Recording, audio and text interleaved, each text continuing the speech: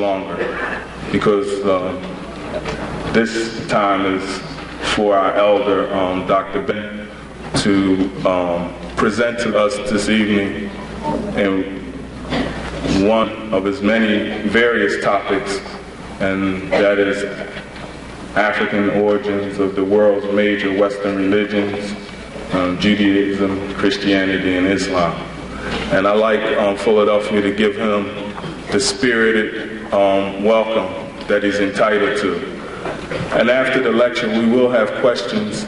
And after the questions, I would like people to hold up for a few minutes and let us get some announcements and some networking going on, if it's possible.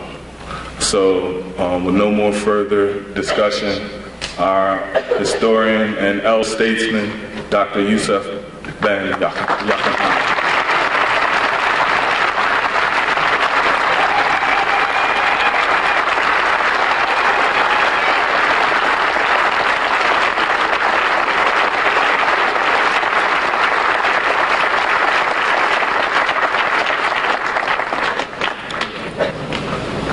I would like to thank you for that resounding welcome, and to thank the young ladies and young men who made it possible for my coming here after quite a while to address you.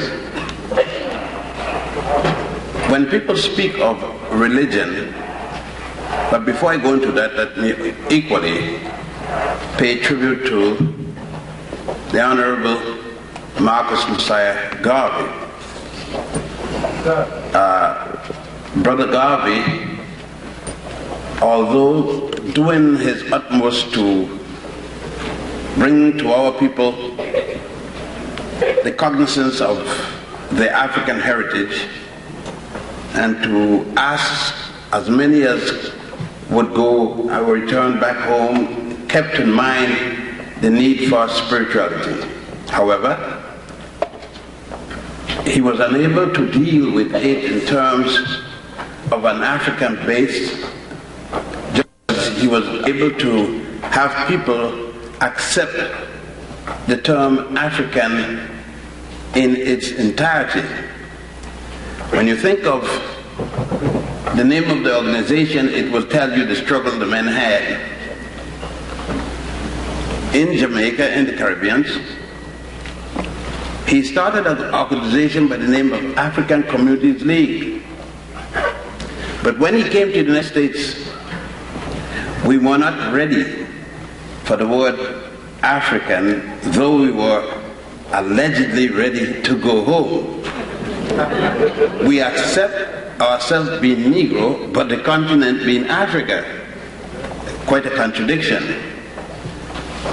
Mr. Garvey made the compromise because it was more important to have the organization than equivocate over the name. Of course, up to shortly before his death in London, when I visited him, like many of us, he came to lecture at Africa House.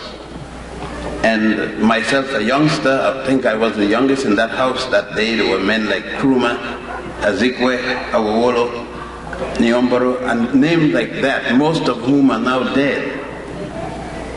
When he stated that that was one of the drawbacks he had, the fact that he could not have his organization named in its proper way as the people of the organization. And I need to say, another thing that Mr. Garvey was ticklish about was the fact that he had to name an organization, his religion, in a similar manner as he had named others and give titles that were so similar as the European. But at the time our people were not ready to have other names other than that which Europeans used. I don't think we've changed much since that time. I think in some contexts we've gotten worse. So I'm going to speak this evening in terms of these three different religious groups. One of the problems is that we have gone from the religious basis of religion not even the theosophical basis of religion we maintain. Most of us treat religion as if it's a definite thing. When we say Adam and Eve, we think that there was a fellow named Adam and there was a woman named Eve. Literally. We don't understand that it's a theory of a group of Hebrews writers who were not there with Adam and Eve. I know you're going to question me, but then if Adam is the first man, nobody's there with Adam. If Eve is the first woman and the second person, it's only two of them. There's no recorder. Nobody there is taking down the record. There is no history or record showing that either of these people had a language they could read and write. Obviously, they must have started Gu-Ga-Ba. Or the time she must have said Adam, and he must have said Eve, and somebody might have said Steve, and who knows? And the conversation on. But the truth of the matter people can't understand is there was no factual, historical Adam and Eve. And it's the hardest thing to get our people to understand. They do not understand either that God or the deity is a concept. Nobody been there and see a God doing anything. It is the belief of man. Nothing wrong with it. Go ahead and believe it. But what I'm interested in is that we understand the difference between belief and knowledge. I know that I'm standing here. I'm not going to argue the question with you. I know this. I don't believe I'm standing here. I know. I believe somebody is standing outside behind this wall named Jane with a red coat on. I believe so. I'm not going to bet on it. I won't bet a penny because I don't have the fact. I believe so. I believe that when I die, I'm going to resurrect. I'm not going to bet. I could bet you. I bet you $1 million now to $1. Because if I die, you're not going to collect before you. And if you die, I'm not going to collect. So if both of us die at the same time, I can't neither go collect. Because I haven't seen anyone die, get up and come back and say how it was on the other side. That's a belief. You may die and find out that God is a woman from Puerto Rico drinking green whiskey. Now you're in trouble. You're in a lot of trouble. Now, if we could only understand then that whatever you believe is just that, a belief. I hope you're correct, and I wish you good luck. You will know when you croak. That will not be a belief after then. If there is a hereafter, you will know. If there isn't a hereafter, you have wasted time. So, all right. So, if we could understand ourselves before I even get into the meat of the thing, we will not be in any trouble. It's appropriate that we should be in a place such as this, because we've just left the hall out there, downstairs, and of course there's another hall upstairs. Much of the articles, or many of the articles, and many of the artifacts you have seen upstairs are based on the concept of not religion, because the ancient Africans had no religion as such, but the theosophical concept of a deity or deities. Deities who were male and female. I think one of the unique thing about the ancient Africans, along the Nile in particular, since that's what I'm going to deal with, is that they did not have the sickness of Western man and Arab man. The sickness of believing that only the male character can be a deity. They were not corrupted in the belief of the inferiority of the woman. They saw both parties being and accepted that wherever there was a god, there was equally a goddess. consistent with their belief in the law of opposite, or equilibrium. In other words, for anything to be balanced, they believed that it had a central point, a point of balance, and there were the extremities of both sides of that point of balance, whether it's up or down, and if it was diagonal, it equally was balanced and the hypotenuse. The ancient Africans along the Nile, as a matter of fact, saw their spirituality being scientific, for they based it in the logic of mathematics. Not mathematics coming from religion, but to the contrary, the opposite. That what you call today religion, an organized body, an organization for the benefit of spirituality, and we don't even see it that way. The ancient Africans did not use that term. It is strictly European and Asian and certain groups of Asians who have carried their concept, their theosophical concept, into organized religion.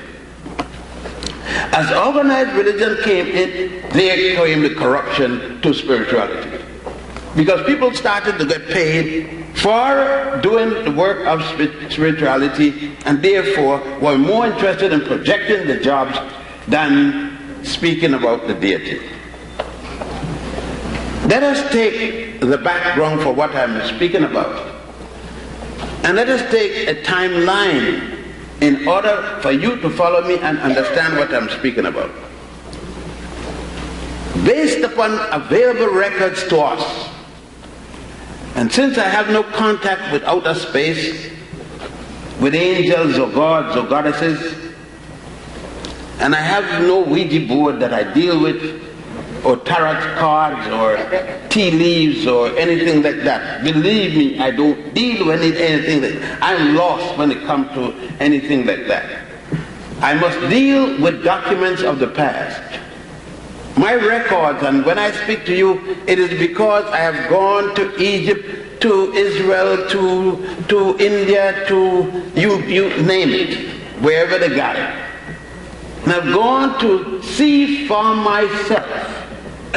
Because going into libraries and museums are not enough for me.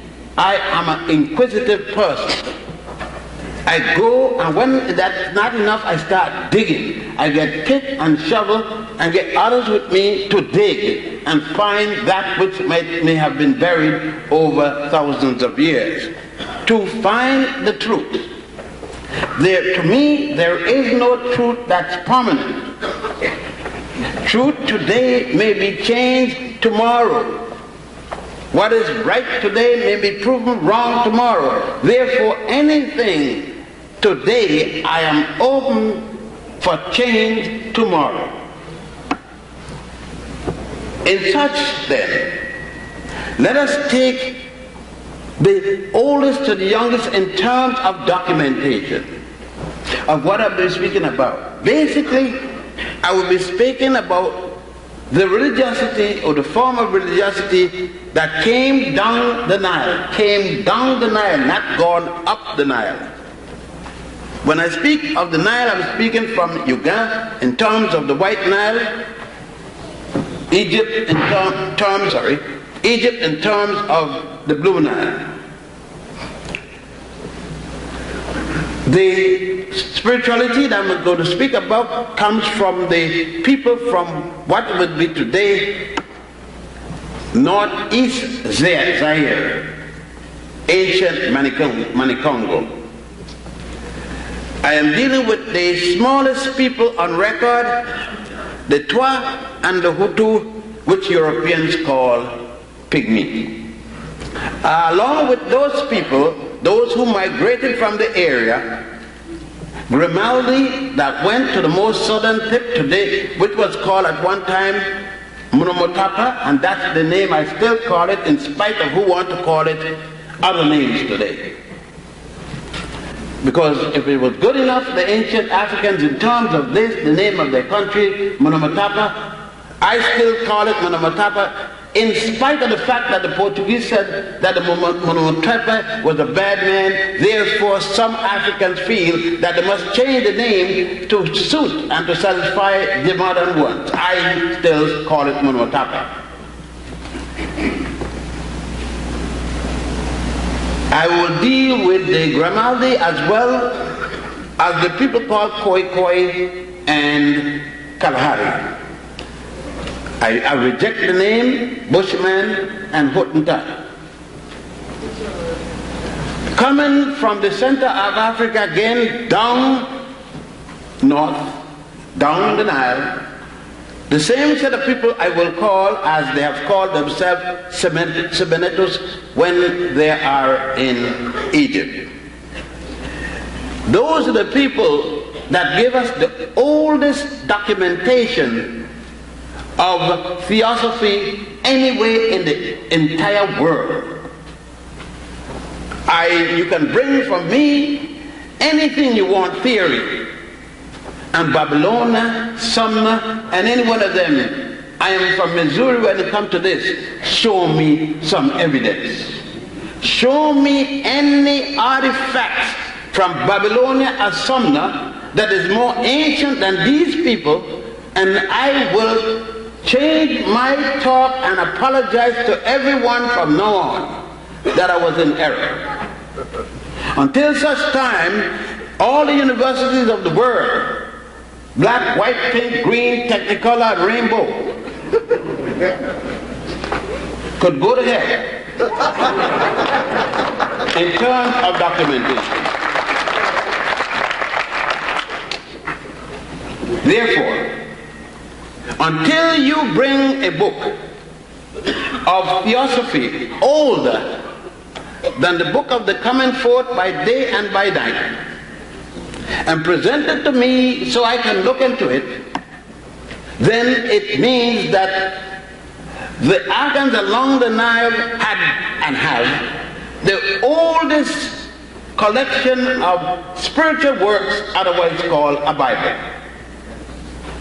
The word Bible is a collection of spiritual writings, and that's all it means. It don't say a collection of facts, a collection of truth, nothing. It says a collection of spiritual writings. It could be lies, it could be the fact, it could be anything. A collection of spiritual writings. That's all it means.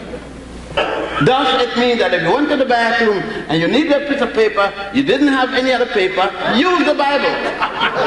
That's all it is, a collection of writings. Buy another one. Now that's all. You people scared to touch it. People scared for it to fall down on the ground. So what? If it falls over, take it up and use it again. Any other book falls, you're not worried about it. Here you make it. You enslave yourself. You imprison yourself with these nonsensical things. That's the first one. We can use this and find that we can put this to about 4,200 or 4,100 before the Common Era, which will put us at the first dynasty, not the first year, make sure, of Egypt or any other nation along the Nile. For it is in 4100 BC or BCE, we note that there are already revisions in this book. Why 4100? Because that is the date that Manetho did not say 4100 BC because there was no Christ when he was alive, wrong, not Jesus Christ. But if you use the time that he gave from the first dynasty up to when he lived, the 30th dynasty, if you add up the pharaohs and the amount of years served, it will come to 4100 years before there's somebody called Jesus the Christ. If you use other writers, of course, other European writers, not other because he was Egyptian, they will differ from 3100 all the way to 5000 and add before the Common Era, such as Bogash, Budge, even Breasted here, and others, Mariette, Champollion de Paget, and all these other fellows who dabbled in Egyptology. The next closest to that in terms of age that is being used of the three religions that play a part in our thinking process would be that of the Hebrews, or Yehuda, or Judah, or Jehovah. Any way you want to call it, it's okay with me. I am not worried about semantics today. That would be about the best. This is the year 5000 and add of the Hebrew calendar. That would include from the time of the mythical Adam and Eve. And that we could tell you why we don't need to deal with that, because Adam and Eve are concepts that came out of the Hebrew Torah from the Hebrew Sanhedrin, that is the educational center of the Hebrews. And that did not open its doors until about 700 before the Common Era, attributed to an African called Moses, because you said that Moses was born in the city of Goshen in Egypt around the time beneath. Tutankhamun was on the throne at that time. Akhenaten had already died about 50 years before Moses was supposed to be born.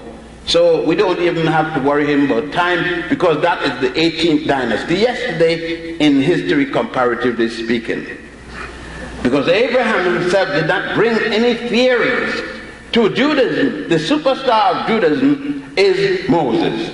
He's the theoretician that is going to give most of the basic things. Forget about Genesis, because Genesis was the last book in the Hebrew Bible, though it's the first book listed. They had 4 books, and Rabbi Agrippa and Rabbi Hillel argued the point that how we are going to have an Exodus, we leave in some place and we didn't get here yet. So he added a book called Genesis, beginning. Okay. The second book in terms of this, in the timeline, would be Christianity, coming approximately 1992 years ago, minus 4. Because the Christians forget to put the 4 years that Justinian dropped when he had the Ethiopian Etba to reform the calendar so that it would jump on the proper Jubilee year. They had to chop off 4 years. So sorry for you, instead of Jesus being 33, he's in fact 37. So, but I know that's going to mess up the Masonic brothers. You will not have 33 degrees anymore. You will have to add 4 more to make it 37. And now you'll have a lot of trouble with St. John's Day or any other such days. That will take care of that. Islam, the youngest of the 3, those 3. Christianity, Judaism, Christianity, Islam. Islam is the baby of the 3 in terms of years. You see, we talk a lot and we wishfully want things to be what we want it to be, and we make it that way. Because we seem to forget that Muhammad, M-O-H-A-M-E-T, not M-A-D, no M-E-D. Muhammad ibn Abdullah, the grandson of an Ethiopian woman, member of the Koresh people, a tribe as some people prefer to say. It was not until 622 of the Christian calendar, Christian year, that he challenged the religion in Mecca. Driven out of Mecca with his 3 companions, Haksat, Kubad ibn Rabad, otherwise called Bilal, Umar the Great, and Abu Bakr. They fled to the outside of the city of Medina, northwest of Mecca, where there at the oasis of Yathrib established the religion they call Islam. But that is the chronological order in which these religions or theosophical concept or way of life, you call it anything you want in semantics, it doesn't matter to me, as long as it means what we mean. Let us then look at the fundamental principle that started all of them. First of all, you must have people. The concept of people before you have religion. Religion, people are more important than God. Without people, you don't have God. Nobody to tell you there's a God. It's people that told everybody there's a God. You haven't met a God that told you there are people.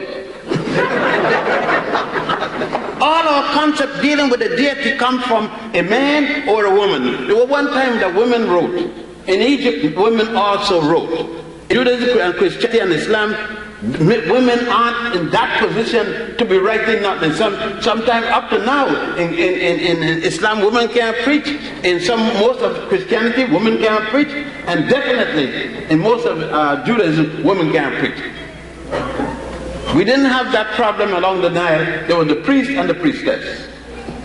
The Africans always know where he came from. He realized that he didn't come out of a man's rib cage, that he came out of a vagina, came down through the vagina, all the way back up in from a womb down to a vagina. And of course, the placenta played a major role of his heaven. He didn't look up in the air for heaven. He knew where heaven was. He came out and he went back. Now, these are the realities. The reality I'm speaking about is the reality in which the Africans said that God Khnum made man on his potter's wheel out of clay. As a matter of fact, when you go to Egypt, you go to the temple of Khnum at a place called Esna in southern Egypt. It is in bad repair now, but since you're not going to see the Khnum drawing, you're going to see just 4 empty walls. I don't waste time to go there anymore. But I go to a place called Angelica Island. They now call it Philae Island. And there you will see the temple of Aset, or Isis. And at the Mamisi, the birth house, on the wall you will see God Khnum making man and woman on his potter's wheel out of clay, which was copied later by the Jews, except the potter's wheel. Jehovah is going to steal the whole thing and left out the potter's wheel. Not even a good thief. He forgot the wheel and kept only the clay and something. That's why his people are messing up all the time, because they missed the way they should have been made with the potter's wheel. Of course, God, Ptah, is the God in charge of making gods. Khnum made man with 2 spirits. See, when Jehovah, Jesus and Allah was taking over the daddy's work, poor fellows didn't write down the thing correctly, because they forgot that man has 2 spirits, 2 souls, according to the first teaching. The heart soul, which stays with the body, or the cat, the heart soul being the cat. That when the man died, it stood with his soul according to the ancient teaching. But his back, the spirit soul, the mind, intelligence, went on to the next world to pursue goddess Ma'at, justice, the African woman. Always justice, goodness, everything that it makes for a peaceful relation is symbolized by the goddess, the woman. That is right. I mean, it should be that. Some fellows don't understand that came from woman. They thought they come from man, but that's all right. That's why they still got the rumor going. I made a baby last night. When you made a baby last night? He passed a baby. Your scrotum don't have no babies. It got some sperm, and some of the sperms are sick. You all can't make, some of you can't make nothing. So I don't know what you're talking about. Babies are made in women only, not even homosexual male.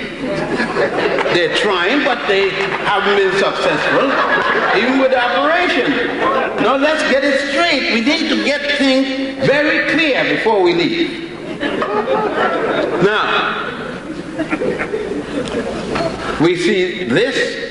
We got the history of it. The point is that I can carry you to Egypt and show everything I'm talking about. You carry me to Jerusalem or any place in Israel, show me what you're talking about.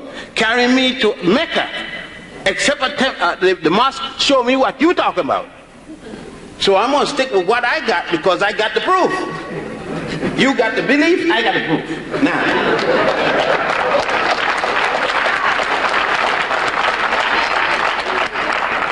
as a matter of fact, I don't have to go to Mecca or Jerusalem or Bethlehem. I could go back upstairs or downstairs and show you.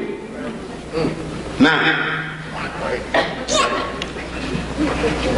in this thing, we got to stop right here. When we stop at Abydos, a place called Abydos, again, there is a big temple. And there are a number of people right here. I carried you and show you what I've been telling you. Here is goddess Isis becoming pregnant by an immaculate conception. And you see the holy sperm being ejaculated into her by God Asaru, which you call Osiris. On the other wall, the opposite wall, you see her on the birth chair with the elongated, impregnated breast, giving birth to God, her virgin-born child, which is to be copied 4,000 years later by Mary, Joseph, Jehovah, and anybody else for Jesus. I mean, you went and see it. You saw it. You not only read about it, but you saw it in the stone wall. Dug up. Not only did you see that, you saw where the early Christians and the early Muslims tried to dig out the evidence but couldn't. You saw that in a number of temples. Besides the one at Abydos, you equally saw it at the temple of Hathor at Dendera, where they didn't take the chisel and tried to destroy it. Here they took the soot because they couldn't reach it. And now the soot is falling off and the evidence is getting clearer and clearer every day. I don't know what people want. When we are taking our trips to Israel and Mecca, why don't we include the whole church, the whole synagogue, the whole mosque to Egypt, down the Nile, and to look at those places when we are going to the Holy Land? Why not go to the first Holy Land in history at Abydos?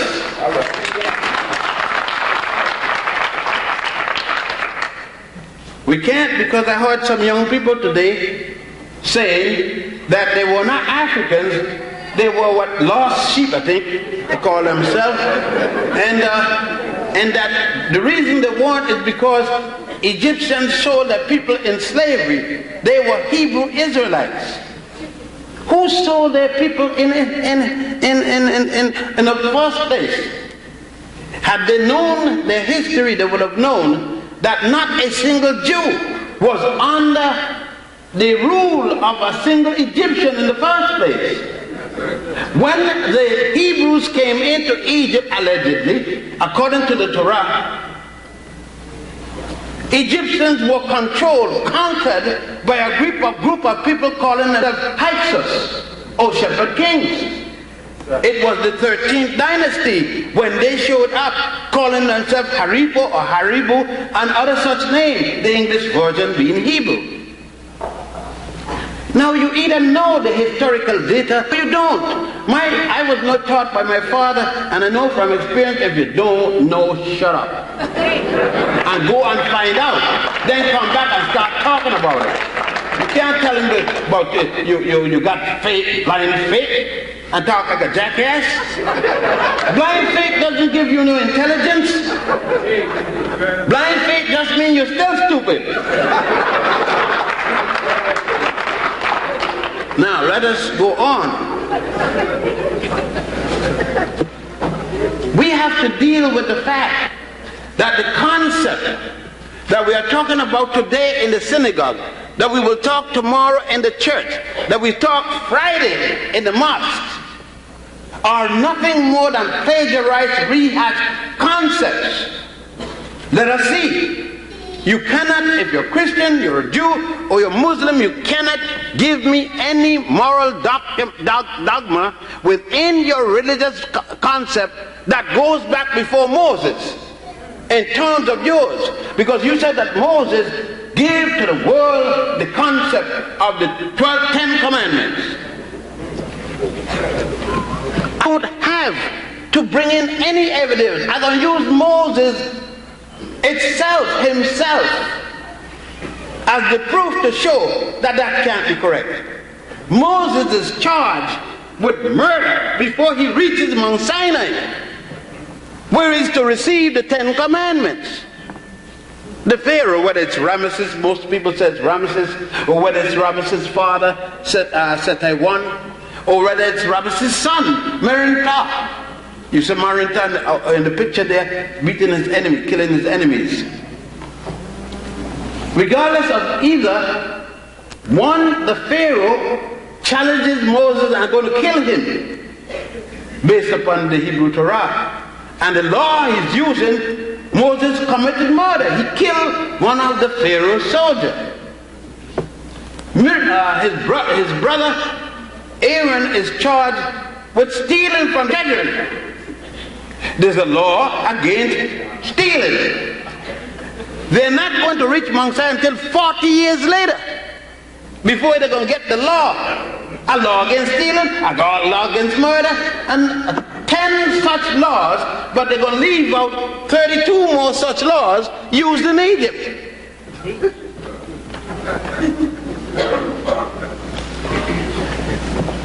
Moses, when he's going to do this, is born there in Africa, in Egypt. He's a soul brother. He goes to school in Egypt from age 7 when he gets his circumcision as he enters the ground. And that is based upon the Jewish teaching itself, not mine. Jewish writers wrote this down. And at age 7, since then, all the boys who went to the school had to enter at age 7. He studied there for 40 years without going home. The several liberal arts, engineering, law, medicine, and so on. He studied there and became a priest. They said, the Torah said he was learned in the ways of an Egyptian priest. What other way you going to learn it? He's Egyptian, he's never been anywhere else. Never been to school, he's learning Egyptian education. And the thing that I stated is what a priest had to learn. He's 85 years old already when he finds out that he's a Jewish. For 85 years of his life, he doesn't know he's Jewish. Certainly, he's raised by the king. The king's daughter find him, the princess, and the king is killing all of the little boys who aren't Hebrew, who aren't Egyptian. He looked like any other Egyptian that I know in the room here. And so the king doesn't ask his own daughter, how come you bring back a little girl, a little boy child? I mean, when did you get pregnant? Who made you pregnant? I mean, can you imagine the king ain't saying nothing about this? Somebody made his daughter pregnant, no marriage, no nothing, and the king doesn't say a thing about it. I mean, you got to use your head about this story. Your daughter come in the house with a baby. You gonna ask, well, how? You gonna turn Indian or something? How? I mean, let's be rational about this now. Well, all this, we got a set of laws. Not only this, we got another set of laws. We got a set of laws that when a person dies, they must go to another woman, a woman with a goddess with a feather always in the center of her head, symbolically, Ethiopian feather, ostrich feather, called Ma'at, where people have to go and give the admonition that they have lived according to these 42 laws. There millions of people died before Moses who have gone and given this admonition. those 10 commandments plus 32 more already. There is a common behavior pattern, an obligation which has to be set by the people. The people are saying, I believe in the one and only God, Aten, A-T-E-N. There is no Moses yet. The man who they are following is a man called Amenhotep IV, who changed his name to Akhenaten. That should bring us to the 18th dynasty. There is no Moses yet. You could find this in the rare section of the Book of Coming Forth by Day by Night, otherwise called the Book of the Dead by Butch. And there in the Osirian drama, you will see all of the 42 laws. There is another set of laws and rules by the Pharaoh Amenemop, I-M-E-N-E-M-E-O-P-E,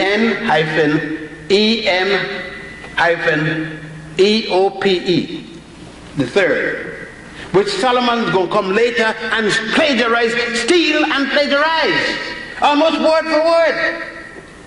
You could read the Songs of Solomon, compare them to the teachers of Amenhotep, and you see where that fellow stole man's word. 1,000 years before Solomon, this man is to write these things. Now, what else? You can't talk about resurrection. Judaism, Christianity, and Islam speaks of resurrection.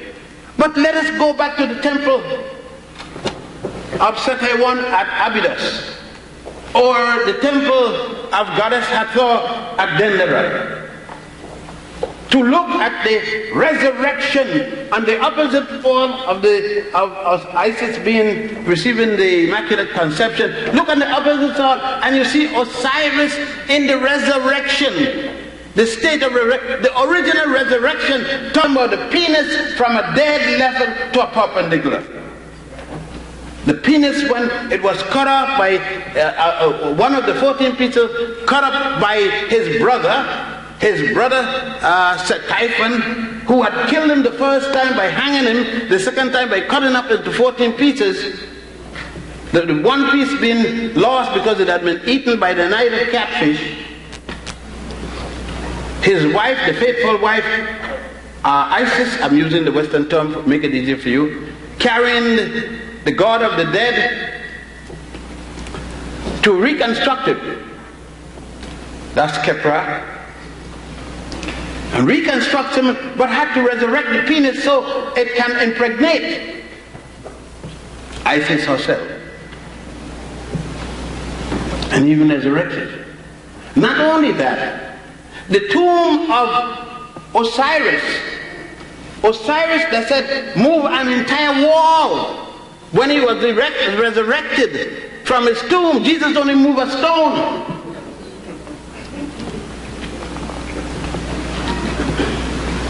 And yet we will argue each other down and fight over this story. These allegories. These are the fundamental principles upon which Judaism, Christianity, and Islam rests. Without them, there is no Judaism, there is no Christianity, and there is no Islam. And that's what we refuse to deal with. We refuse to see, like we said, in blind faith.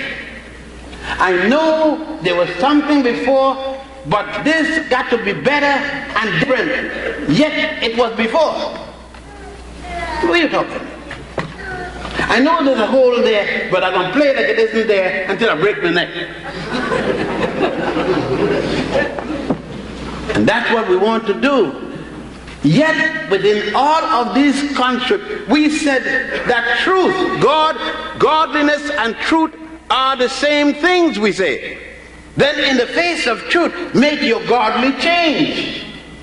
No one said to you that you got to give it up. But wherever you deal with, make the distinction between that which is belief and that which is reality. And we can't make the distinction between something real and something belief. Let's go back to other fundamental principles in what I'm speaking about in terms of our religiosity, or, I prefer, our spirituality.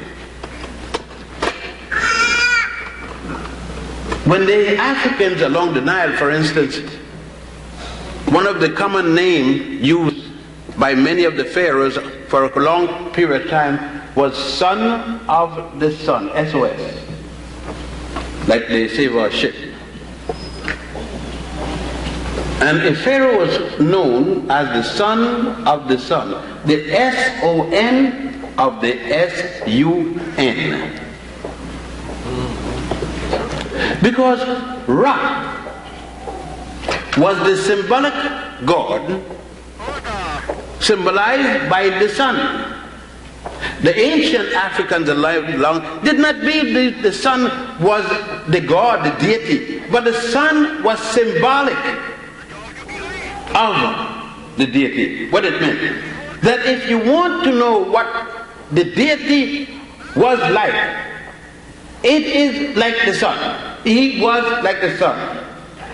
They would say, just as the power of the sun, so plus is the deity.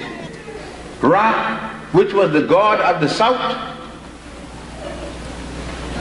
Amen, the god of the north. Amen, the people in the north that worship Amen, their leader was a man called Scorpion, a king. As I said before, in the south was a man called Nama or Mena. Sometimes he is also said to be named Aha. The reunification of Egypt, because Egypt was a state before it broke up into two, but the reunification of Tawi, the north and the south, the two lands, at a place called Memnefa, where the fight went on, the battles of the north against the south, or the south against the north, before the south defeated the north, Nama defeated Scorpion. It is then that Ra and Amen, again another lie. Amen means so be it. Who said so? When did Amen become so be it? Amen was the god of the north. But when Nama defeated Scorpion, he took the two God concept, joined them in together, thus you had Amen-Ra, Amen-Ra, one. Later Amen-Ra became Amun-Ra, A-M-U-N-Ra. And then Amun-Ra was used as the principal god above all gods until the coming of Akhenaten in the 18th dynasty, who changed it to Aten. I must re-emphasize, there is no Allah and there is no Jesus yet used. Now all this is going on. Millions of people along the Nile and other parts of the world are worshiping this. After this, another aspect of Africanicity came about. A group of Africans carrying the name Tumul, T-U-M-U-L. You know them as Dravidians. During the time of Thutmose III and before then, leave the continent of Africa, crossed over into the continent of Asia, went on down, captured the nation called Chaldea, changed the name of it to Elam, calling the people Elamites, went on all the way down to a place called today India, took over the Indian River there, name it for General Ganges of Ethiopia, introduced the indigenous people to our religion and religious teachings under the concept of the worship of an African woman called Hathor, who is shown symbolically as a cow called the golden calf by the Jews later. In the Bhagavad Gita, the Hindu priests, the Brahmins, they themselves give credit to the Tamils, these Africans, these black people in the southern part of India. Yet the same people that use the religion of the people that carried it in there still make these people untouchables. But they're right, because we're always claiming everybody. And yet nobody wants us.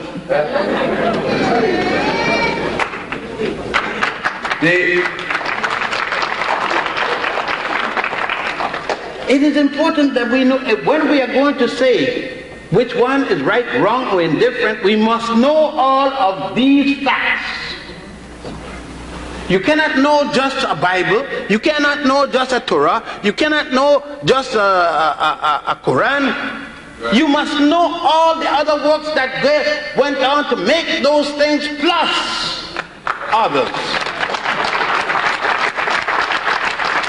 When you are going to make a decision with a fight between husband and wife and the children, you have to hear the husband, the wife, and the children. You can't hear either one and then make your decision. You can't read just the Quran and tell me it is the best. Just the Bible, tell me that is the best. Just the Torah, tell me that. Or even just the Book of the Dead. You must have read all of them. And sources that bring them about. To make a proper analysis to reach to a proper conclusion. I don't care what the conclusion is, but I want that you have read all the facts available on all sides of the story in order to come to a conclusion.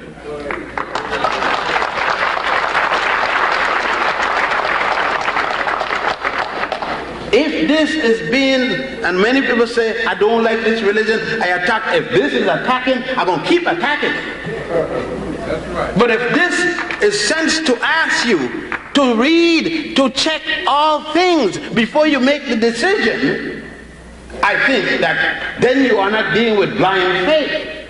That's right. You're dealing with an intelligent conclusion. You see,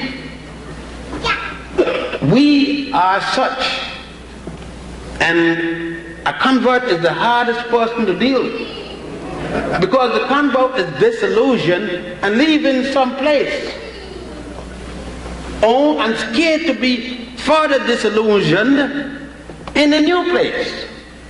Thus would see the errors that he or she have not overlooked at the last place will overlook now, because they're saying, damn, I just left this one and this here proved no better.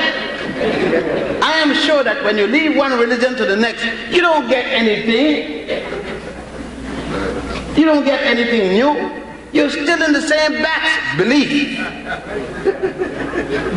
See, if you go from Judaism to Christianity to Islam, God still ain't give you a woman.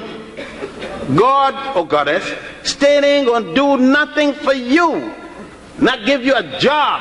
I sometimes I listen and somebody say, look, I went to the Lord last night and he gave me $5. I woke up and there were $5 on my living. You leave the damn $5 in the tip living room and you put something on it one day and something move it off and there was the damn $5.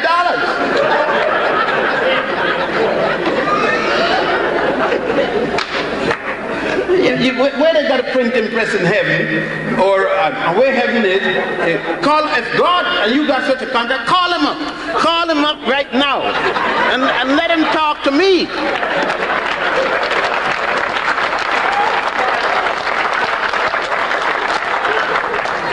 let's stop driving with each other. We have to deal with the reality of life. Now, if in the concept of the deity, and we are talking about the faith, I have no problem with a person relying on certain faith, because I myself have faith.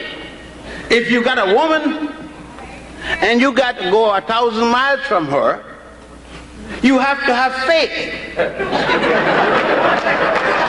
Otherwise your mind is in a lot of trouble. And that goes vice versa, of course. That's faith. If I cross the street from this side of the street to the next, based upon how you fellows are driving, you got to have faith.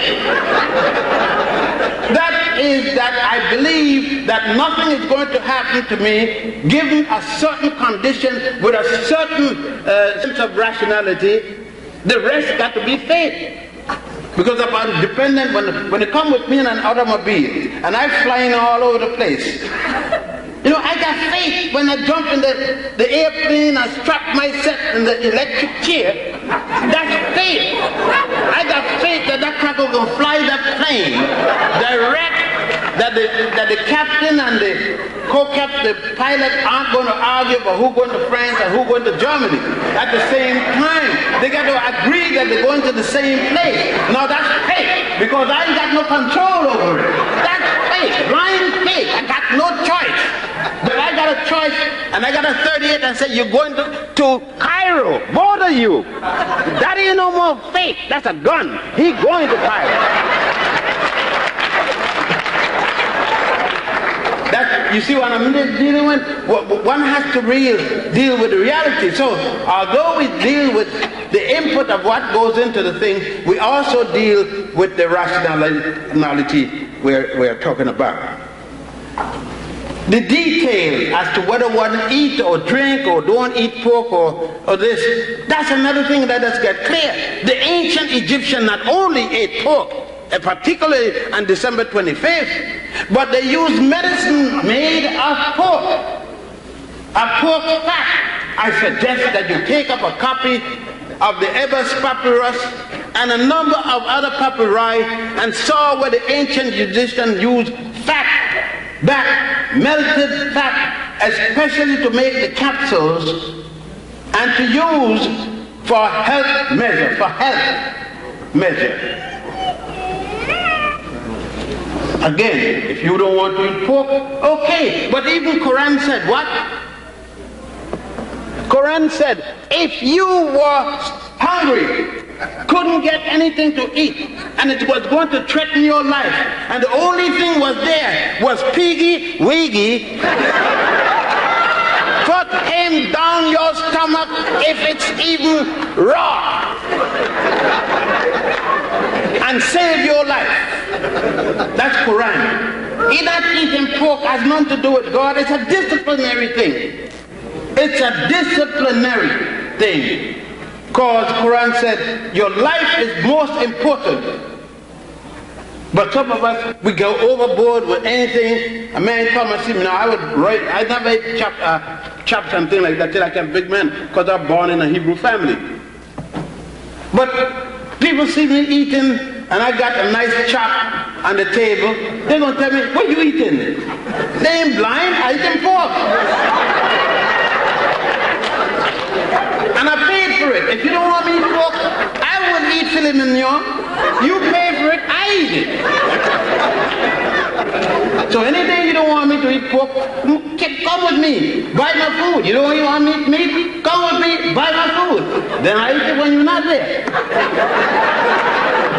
It is to talk about these extraneous things, which mean not what is the basic fundamental principle of Judaism, Christianity, Islam, and what the Africans taught about. What the Africans taught about in the religiosity, and they make science a part of the religiosity, law, engineering. All of this were part of the teaching of the priests.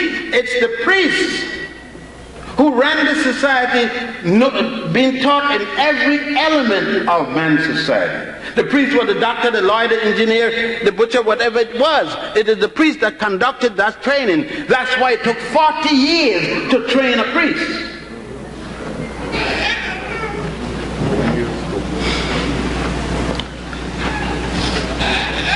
In these papyri,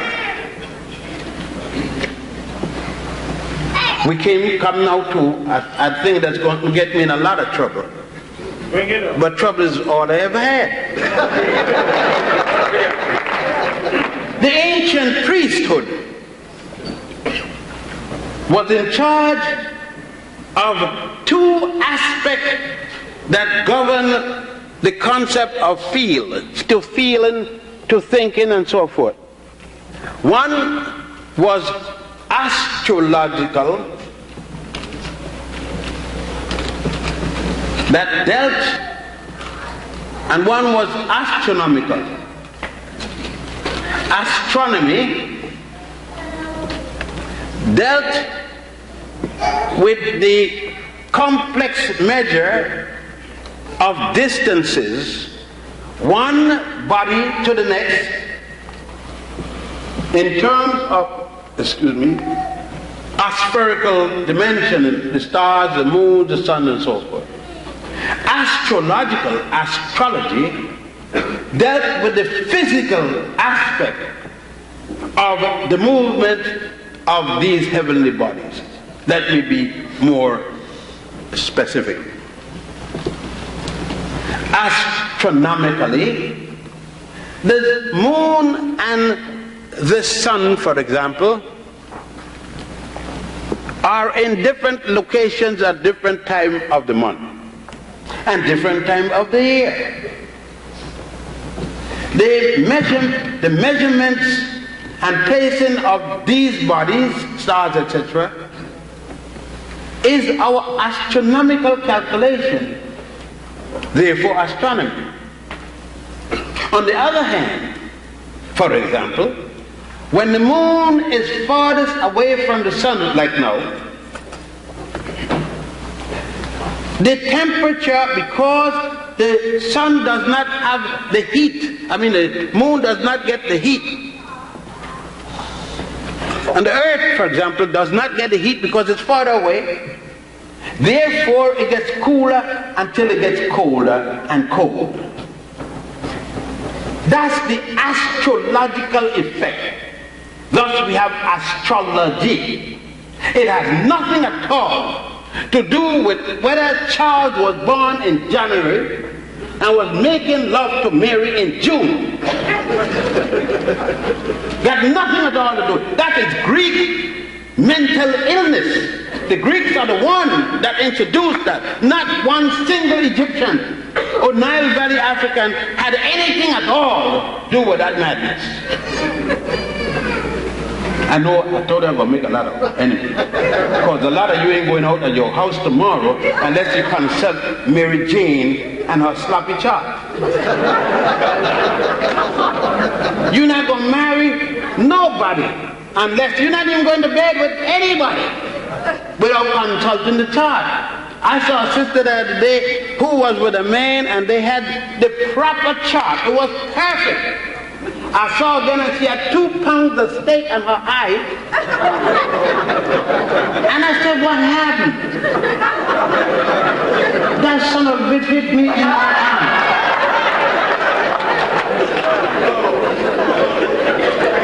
And he was a perfect relation. They had taken the chart and had it done by Slapsy Maxie and everybody else.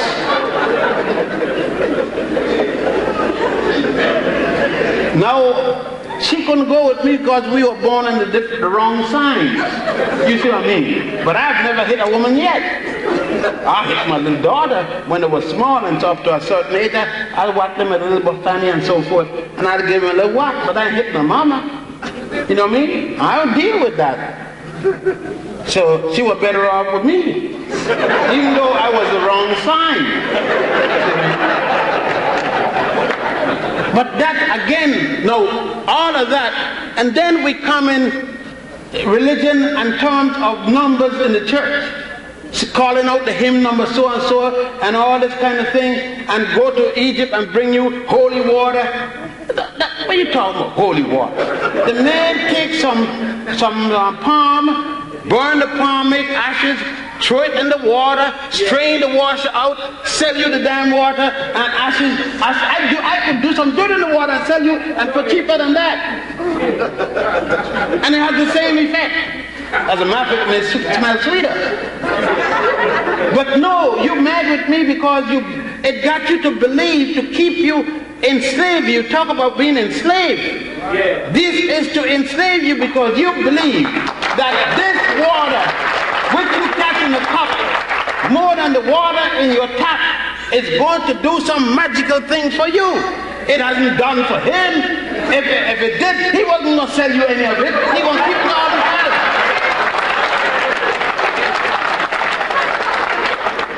And this is what we mean. We got to understand that these factors, the comparative analysis between whether it's Judaism, Islam, Christianity, or the ancient religion, Egyptians or Nubians or folk practice, what are these things for? They are for your betterment.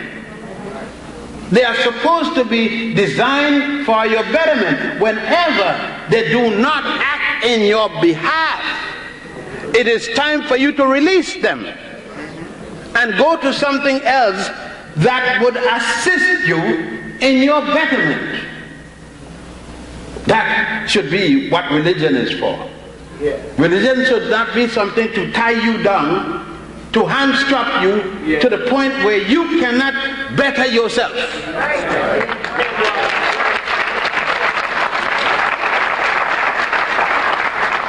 There is another major factor. Whenever the religion is going to make you and you and you and you and you and me fight each other,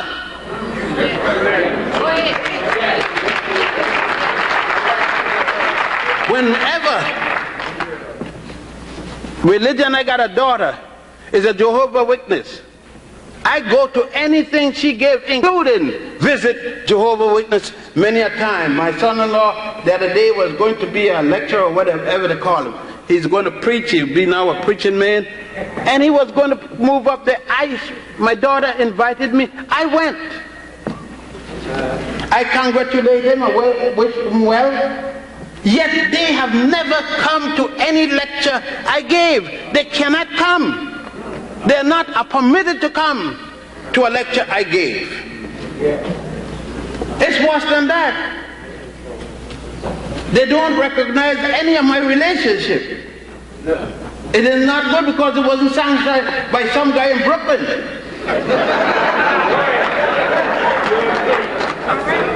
But when religion is going to make children and parents and other loved ones part because of their obligation, then is that helping you?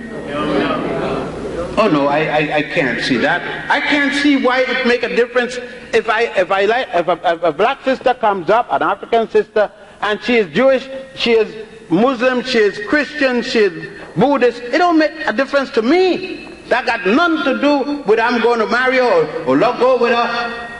If she is a good woman, that is the criteria, not how she prays.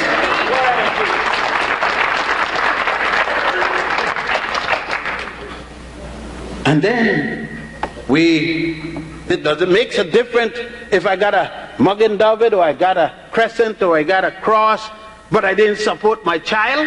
And I'm making oodles and noodles of money, but I got all these things, and I tell you, man, I'm a Christian. I'm a Muslim, brother. I follow Malcolm. And what big deal? And you don't give your son, your daughter, a piece of bone.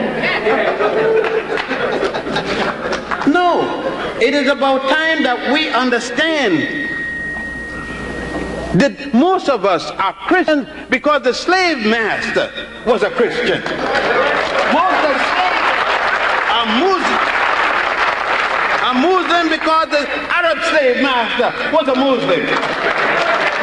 Most of us are members of the Church of England because we're from the Caribbean under the British colony. Or we are French because we were born in New Orleans or other parts of Louisiana or Guadeloupe or so forth. We had nothing to do with being rational about it. All right. Have nothing to do with our interests. That's right. Because if it were our interest in terms of Christianity, then we would not belong to the church, because we don't see a black Jesus in the Bible.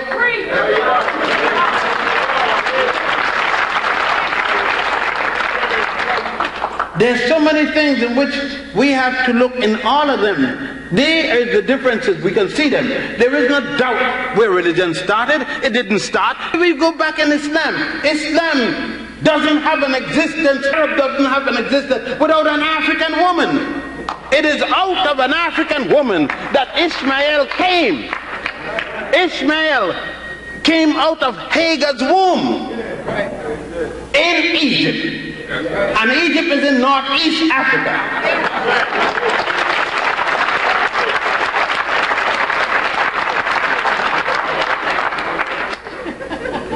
And it is Africa that saved Abraham and all his sons from starving to death. When they were running from the famine, the hunger, Africans opened their doors and fed them naked, hungry dogs. It is Africa. When Mary was running all over the place from Herod, it is Africa that opened her womb again and told Mary to come and bring the little boy and give him a place to stay. No, when you get in the pulpit, when you get in your church or synagogue, and you must remember that Africa saved your God so that you can talk about it. Everybody hitting the African woman. But that same African woman has wet nurse, surrogate mothers, all of them. They seem to forget. So Africa has nothing to beg anybody for, to be sorry about. Africa doesn't have to worry about any Holocaust, because Africa has suffered umpteen Holocausts.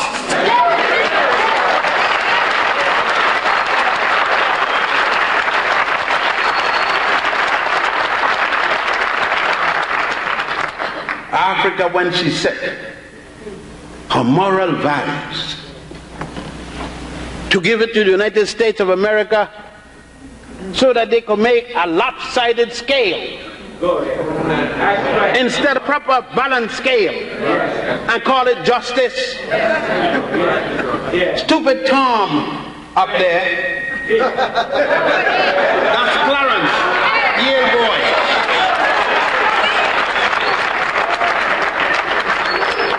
Believing that he had something special, only realizing he was black when them cracker senators come down on him. Then he hollow, I'm black. That's the way they treat black people.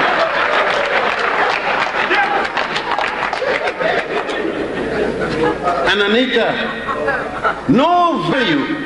5 years, 10 years after the man touched you behind, if he did, you're going to remember it's then he touched it?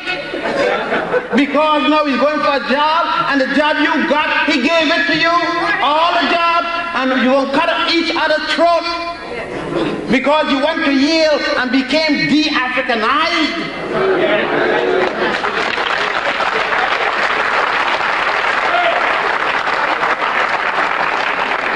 Yes, and all of them are religious. Everyone, including the senators. One was puffed with alcohol. They call him a Kennedy.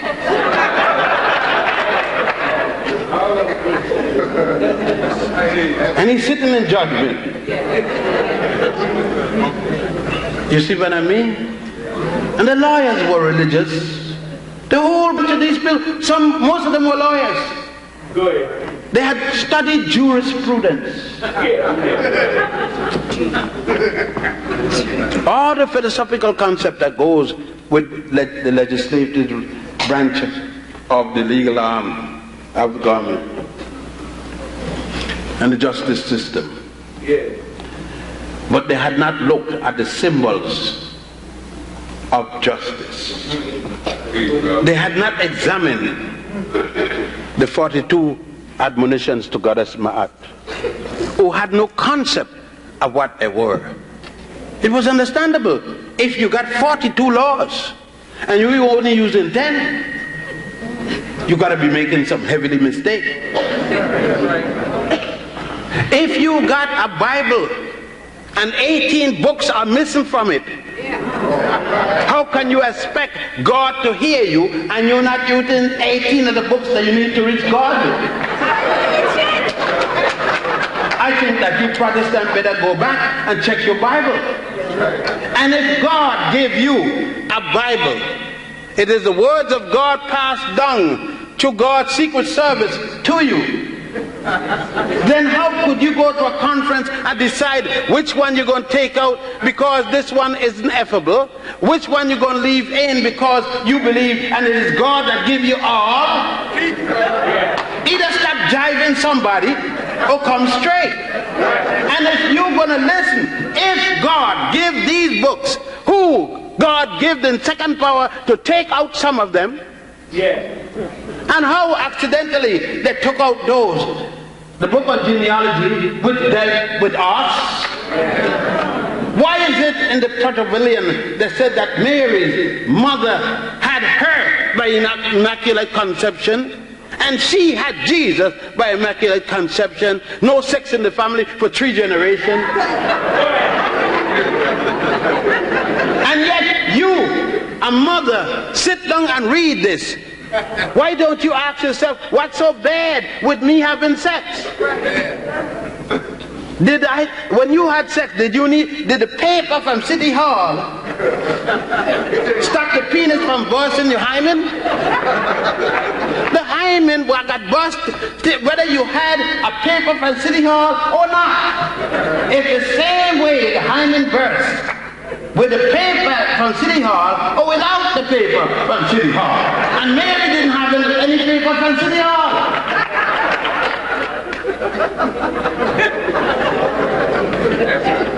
Let us stop and not only argue about the differences. We know the differences. We know the chronology. That's not the point. The point is, how can we use Judaism, Christianity, Islam, the Nile Valley, religiosity, to benefit ourselves as a common people?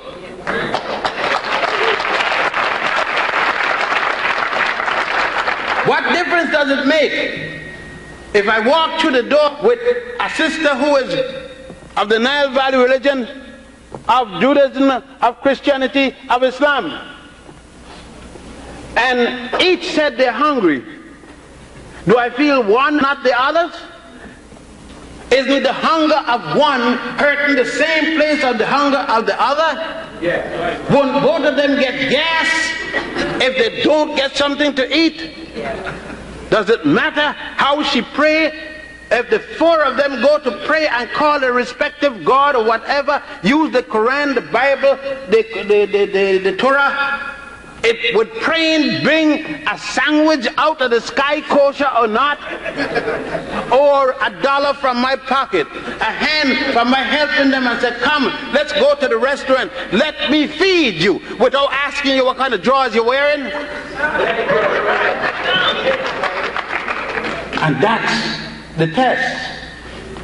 But I know you're not going to do nothing about it by the time you leave, but I'm just telling you so you got no excuse for the next time. And that's, to me, the criteria of what we're talking as I wind this down. I think there could be no doubt if all of us in here, if all of us make it a common pledge to ourselves to get a copy of the Book of the Dead, get a copy of the Torah, you call it, don't get a so-called Old Testament, go to a Jewish bookstop and get a Torah translated from Hebrew into English. It's different than the one the Christian said is the Old Testament. They're sticking Jesus in there. The Jews ain't got no Jesus. Yeah. No, let's jive. You want a Jewish book by Jews. You want a Christian book by Christians. You want a Muslim book by Muslims. Yeah. They're not honest when talking about the other one. You understand? Jews don't honestly talk about Christians. Christians don't honestly talk about Jews, by Muslims. And Muslims don't talk honestly about the other religion either. Nobody talks good about the other person's religion. No fisherman tells you that the store up the street got the fish or as good fish as him. Everybody fish stink but his. So now let's get a copy. Get a copy of the Yoruba Bible. A copy of Unkulunku, that's the religion, the god of the Abazulu. Get a copy of Ngai, that's the god of the Kikuyu. Get a copy of the book of Vodum, Vodum is the god of voodoo. Get these are all African. Get a copy of Olodumare, Olorum, the Yoruba religion. Read all of them. Read every one of them. If something is good in either one, apply it. Either one. And that's where I stand. People want me to be Muslim or to be Christian or to be Jewish or to be that. No. I am whichever I could read in whatever that is going to help me in my concept of belief. It means then I will come to the mosque with you. I will come to the synagogue with you. I will come to the church, to temple with you. And if I will sing your songs, because it's a belief. Neither of us knows the answer. Otherwise we won't go in the first place. We're going because we do not know. And the issue is not in what came first, but what is going to help either one of us. Because we need each other to get out of this paper bag. Because we are squabbling about who prays to the east or the west, we can't even get out of a wet paper bag. That's right, brother. You see, everybody converting the other one. Waste so much money trying to convert the next guy. We waste so much money over putting a dead man in the grave. The family is hungry, little children to support grandchildren, and we're spending $15,000 to put a piece of dead meat in the ground. And got people crying, and the minister coming trying to see how much he can get you Christ so you could join his church and tell you all kind of lie. Well, I know God wants. What the hell he know about God wants? What even he dropped dead at the same moment? He don't know he gonna drop dead, but he gonna tell you what God wants. He don't know a damn thing of what nobody wants. He don't know what he wants himself. And this is what I'm talking about in terms, and that's why I got a bad name. I'm controversial because I'm saying to African people, help yourself. Don't let anybody run nothing down on you. Help each other.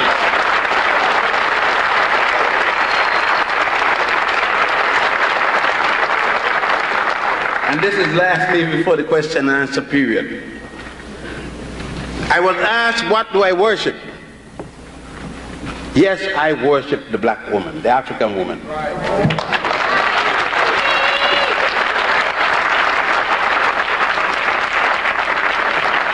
I have no problem when I say it.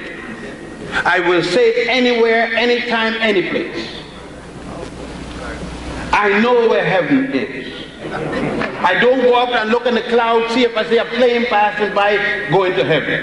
I know where it is. 73 years ago, I came out of heaven. I was there for 10 months. My mother and father mated someplace. My mother became impregnated by my father. And I went down, fertilized into her fallopian tube, somersaulted all the way down into the womb. There I was nourished by the placenta. The umbilical cord, the line of life, became my tether. She did whatever she had to do with the illness and different sicknesses and sometimes feeling good or whatever, with the nourishment and so forth, and I came forward. If that isn't justification for me to worship a woman, each day when she lived, each time when the 31st of December came, I knelt in front of this woman, pushed my head to her womb as the culture of my custom. She put her hand on my head and she told me about all the bad things I did, slapped me in my head and they cuffed me up, and when she got mad about the things I did that year, until it come to the last one, then she started to talk about the good things I did. That was the best part. Am I not to worship that woman? And I left her and went to the arm of another woman, because I need now to go to heaven. I came from it, I should go to it. And I was told I cannot,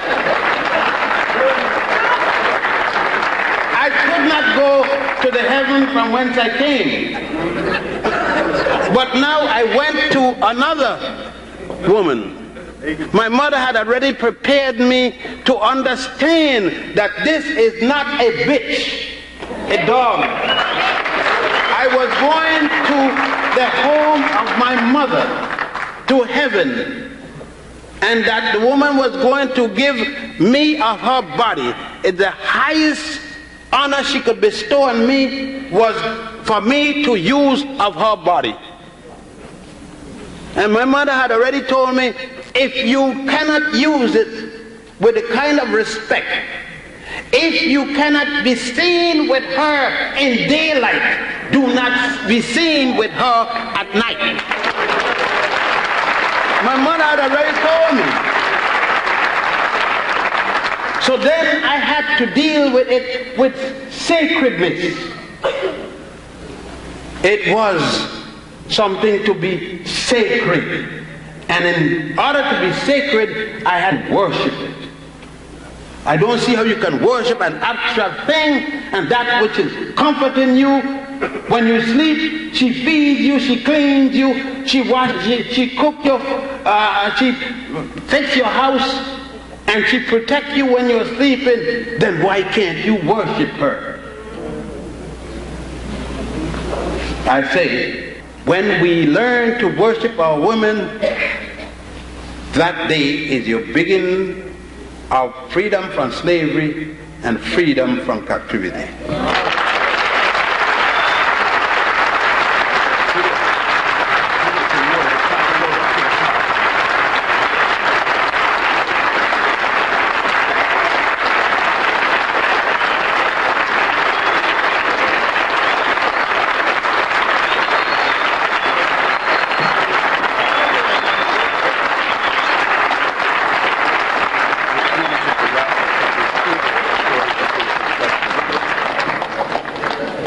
Before Dr. Ben take any questions, when you came in, there were some raffle tickets that were raffling off for $1.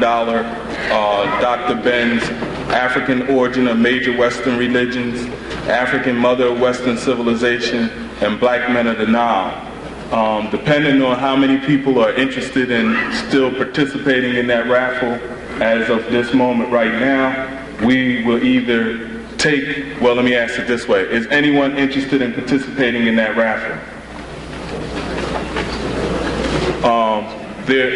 There's people who have the raffle tickets with them now. They can pass it to them. Keep your hand up. So what we'll do is make sure you get the ticket. Anyone has a question? Yeah. Gentleman here? Yes. Are you familiar with the work of Zecharia Sitchin? Zechariah who? Zecharia Sitchin? No, I do not. Next, stand up, please. Yes. Some years ago, I heard a tape, Dr. Ben. You mentioned that Yahshua Christos was born in a cave in Ethiopia, and that the Council of Nicaea eventually changed the story around, and faith visit in Bethlehem. Can you tell me a source of other information? You could get the proceedings of the Conference of Nicaea. The Conference of Nicaea is in 14 volumes, both in Latin and in English. And the arguments between the 219 bishops are placed there. And that's the best source because it's the proceedings at the Conference of Nicaea. And as I said, it's in 14 volumes. Thank you. Anybody else? Sister here, and then your sister here. And the gentleman there. Yes, Dr. Benyama. I took a college class in Bible studies, and the scholars of biblical books say that they have no records and there's no archaeological findings of a man named Moses having ever lived. That is true. There is no record in any place in Egypt of a Moses, no record of a Daniel, no record of a prime minister of Egypt by the name of Potiphar.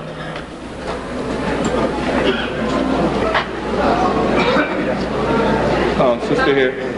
Dr. Ben, can you tell me if there's been any further studies on the genealogy of the pharaohs? I remember reading something about you stating that they were from Libya and from There were pharaohs of Egypt from many places, and then at a point there were pharaohs of Egypt from outside Egypt. For example, from the first dynasty, and that's what we call the king Pharaoh. When Nama defeated King Nama defeated King Scorpion. From that time, the king of the United Land, United Egypt, was called Pharaoh. At certain time, they even call him king. Now, from that time to the last king of Egypt, which was not even a king, it was a queen. So from Nama until the last monarch, which was Cleopatra the Seventh, the daughter of Ptolemy the 12th. You see what I did there last? You can't just say Cleopatra. You got to say which one, because there were 7 Cleopatra and 15 Ptolemies. And the one that people most speak about is Cleopatra the 7th, the daughter of Ptolemy the 12th. Now, from the first dynasty to the end of the 12th dynasty, you have nothing but African pharaohs. Pharaohs who came from what was it's called Waset. The Greeks had come and changed that to Thebes. Today the Arabs call it Luxor. Then you have from different parts along the Nile and even in Thanis and so forth. In the 12th, the destruction of the 13th dynasty was by a foreign people called the Hyksos. People coming from Asia around the tributary, a little rivulet that connected to the Tigris and Euphrates. They also called themselves shepherd kings. They came with a leader by the name of Salatis. They penetrated Egypt from the coast, the Great Sea, which was now called the Mediterranean, all the way before in the north to a place called Abis, where they established their capital. That's still in the delta. It is not even as far south as modern day Cairo. They were repulsed in the 7th dynasty by a southern pharaoh by the name, a southern king by the name of Amus, A-H-M-U-S-T. Amus was killed during that battle and was succeeded by his son Thutmose first. Thutmose first was replaced by his daughter, who took the throne from her little brother, who was supposed to be legally it, but she was a woman where he was a boy. She became the only woman king in the world. She gave herself the title Queen King, wore a beard, put on a false beard like a man, put on men's clothing. Her name was Makare Hatshepsut. Her son finished the pushing out of these people, these foreign people, otherwise the Hyksos. And by this time we are in the 18th dynastic period. Another group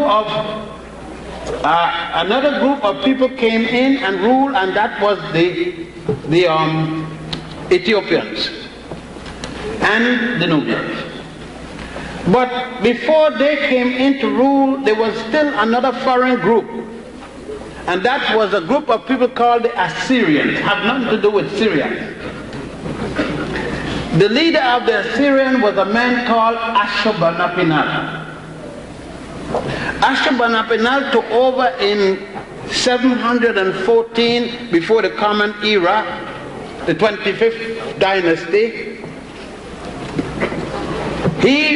They ruled and was pushed out by the Africans again, Nubian kings, and they remained into power until a third group of foreigners also from Asia came.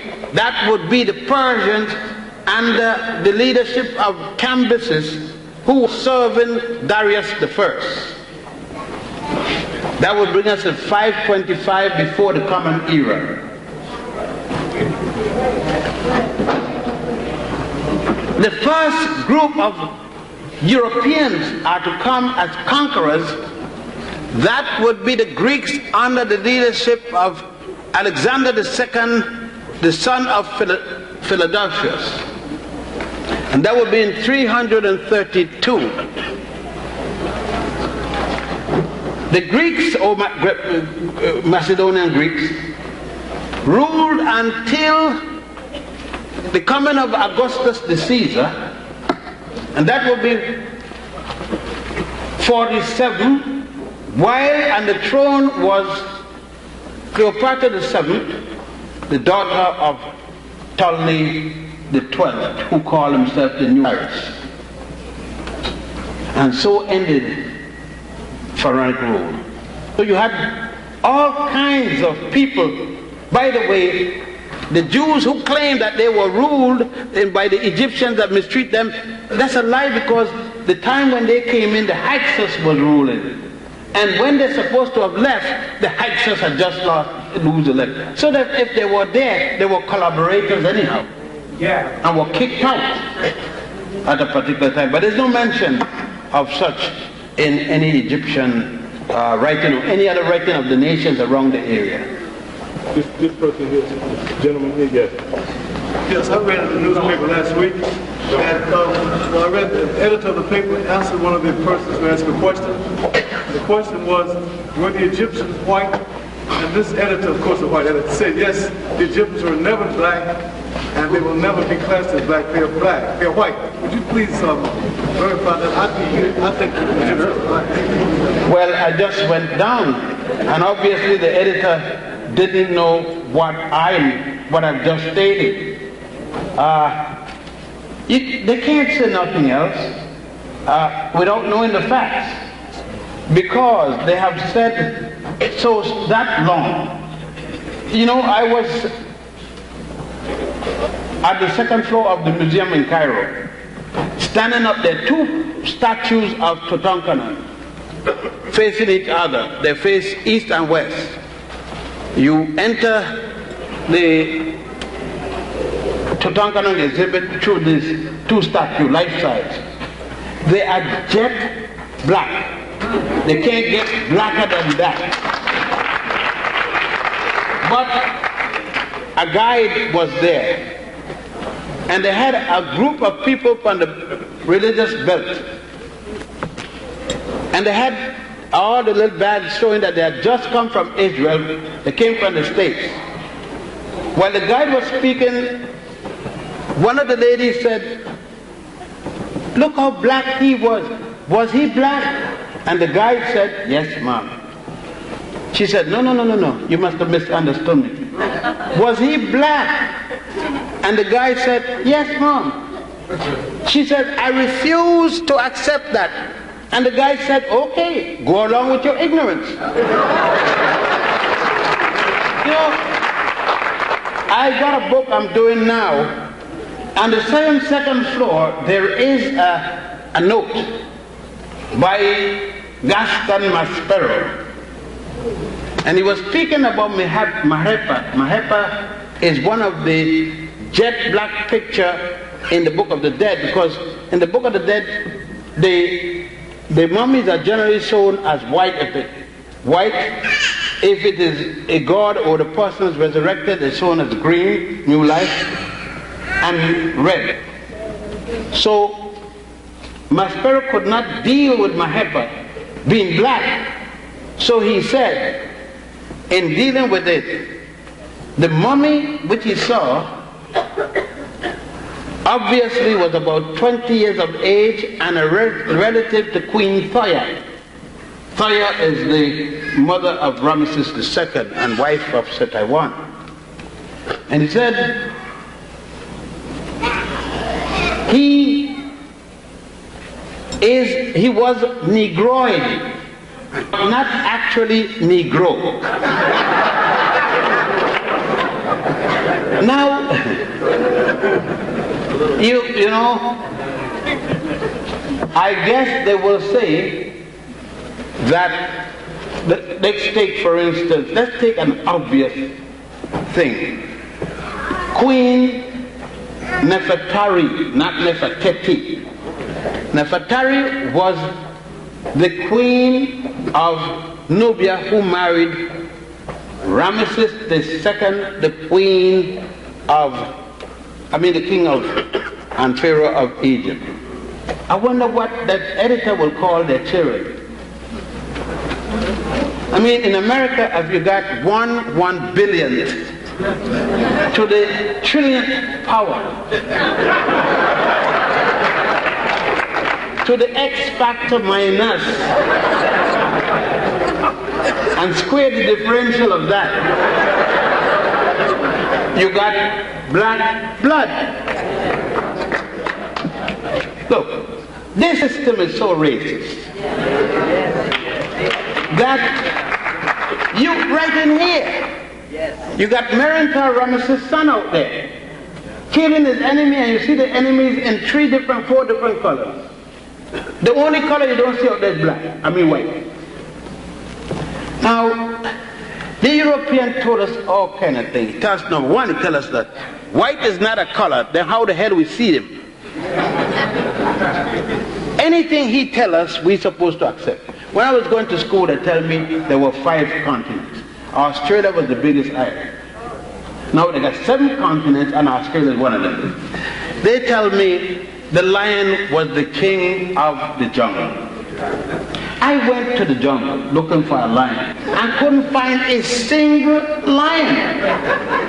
And when I asked the people, how come I can't find a lion, they said, I don't live in the jungle, I live in the prairie. The lion is a prairie animal. His main food is the giraffe. The person, are you foolish? How could a giraffe run in a jungle? The next piece of food is, the next piece of food is the donkey in the pajama. They call him zebra. And zebra, everything the lion eats is on the prairie. It's a prairie animal. He will die 24 hours in the jungle, lion dead. And next thing, if he's the king in the jungle, you never seen a lion messing with a rhinoceros, and he's king. You never seen a lion messing with elephant, and he's king. I could think of a lot of things that God don't mess with. So there are a lot of things that they decide if it's right or wrong. The point is, I don't pay those jackasses. No. Do you think that I pay this museum? Here we are in a museum. Do you think I give much thought to what they say here?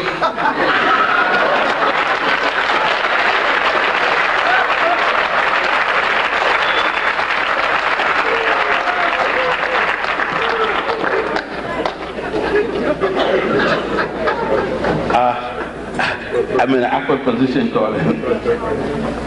So I would like to know when and the historians were going to move beyond 6,000 cycles, like 2000 AD and 4000 BC. I want to know whether they moved out of that.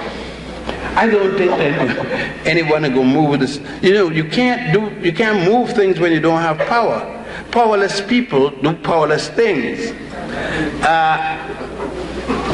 You see, we are bound in certain things. We are going to pray. We are not going to kill nobody who kill us. These are the things that we are. Until we have changed our quote-unquote modus operandi, until we get to the point that we could kill, until we get to the point that we could say, to hell with what you're saying, I don't believe it. Until we could say to the white man, your culture is not something I'm going to deal with. Until we could say to the designers, until our woman could say, I'm not going to let you pull my dress up to my behind.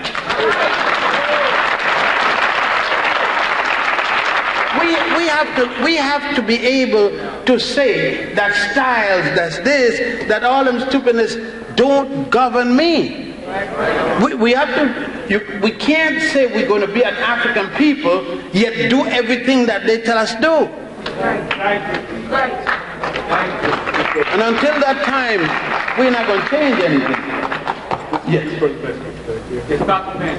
I want to describe a scene that I saw in the Book of Dead maybe about 7 years ago. In this scene, I understood everything but two parts of it. It's called a silent grammar. And the scribe anew, who understand, comes from a generation of sick priests, is taking his wife in the underground. And I'm sorry, in the underworld. Yeah. She's been dead. She preceded him in death and she has a mirror in her hand. Yeah. His heart is weighed on the scale of the eye, and he has passed that judgment. Saul is recording the scene, writing it down. And after that, he kneels down, and his head turns white. This machine in front of him also seems to be on fire. That's the only part I can't really understand. Well, number one, of course you know you're dealing with theosophy, belief system. Number one, as they continue, I guess you saw that in the papyrus of Ani. You will notice that as they go closer to the judgment to meet Osiris, the body becomes whiter, the clothing become whiter. It lightens, from the bottom up, it gets less brown until it gets white, because white is the color of the Dead Sea. When they get to Osiris, he's going to have a green face because it's resurrection, new life.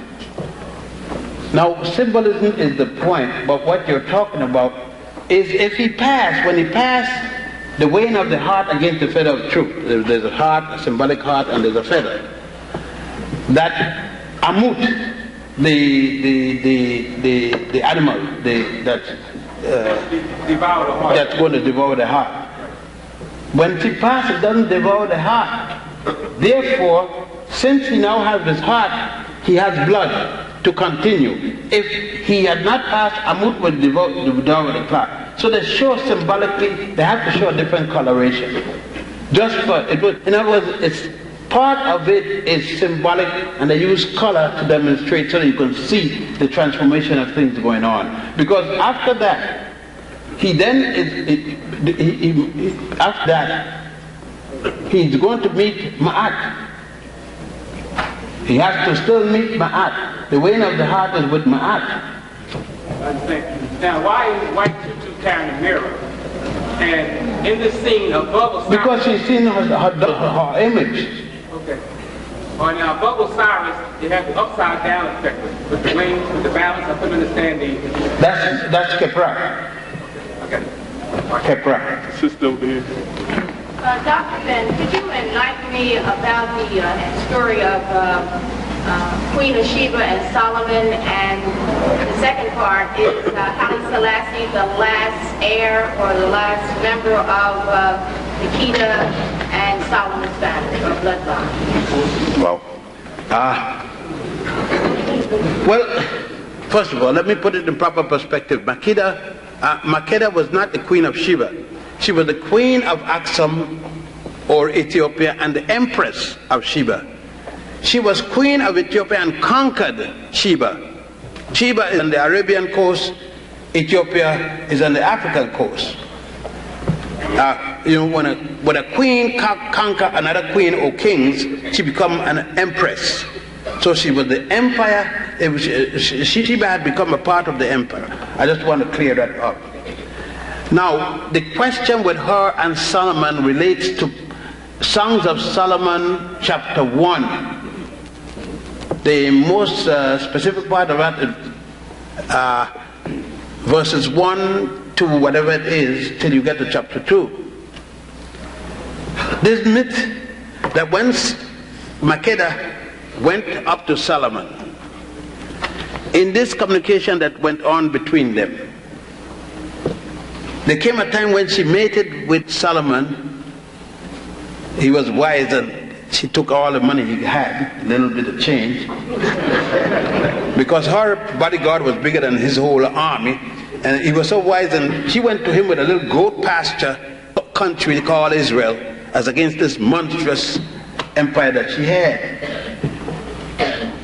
Having that, went and took his money, came back allegedly pregnant with a son called Abna Hakim, which Westerners call Menelik I.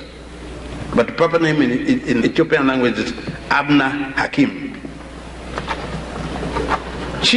When he came at that age, he went back to the father. The father supposed to have the gold ring. This is in the Keber Neges. The Keber Neges is Ethiopian Chronicles of the King. Supposed to have been kept from the time of Makeda until Haile Selassie, Makorin. Abna Hakim was sent back to his father when he came 12 years with a ring. The father was supposed to give him some ark, send him back. His mother then abdicated the throne for her son. Ethiopia changed from the indigenous religion and adopted the Hebrew religion. So Ethiopia then became a Hebrew state. Back and forth, the Hebrew rule until all the way down to Chief Radek, one of the Hebrew, what quote unquote Falasha rulers of Ethiopia. The point is that Selassie Makonnen is his name, Ras Makonnen, his father was the cousin to Emperor Menelik II, Abna Hakim II, famed Menelik of the Battle of Adawa. Selassie was only a third cousin to Menelik the emperor, had no right to the throne in terms of succession. There were about 8 people before him to take that throne. But Menelik died on his bed, and under Ethiopian law, the emperor could name any member of the royal family. It doesn't have to be his son or anything that. His daughter Zadito was supposed to be the heir in succession in terms of order. He bypassed her Menelik and named his grandson Zadito's child. His name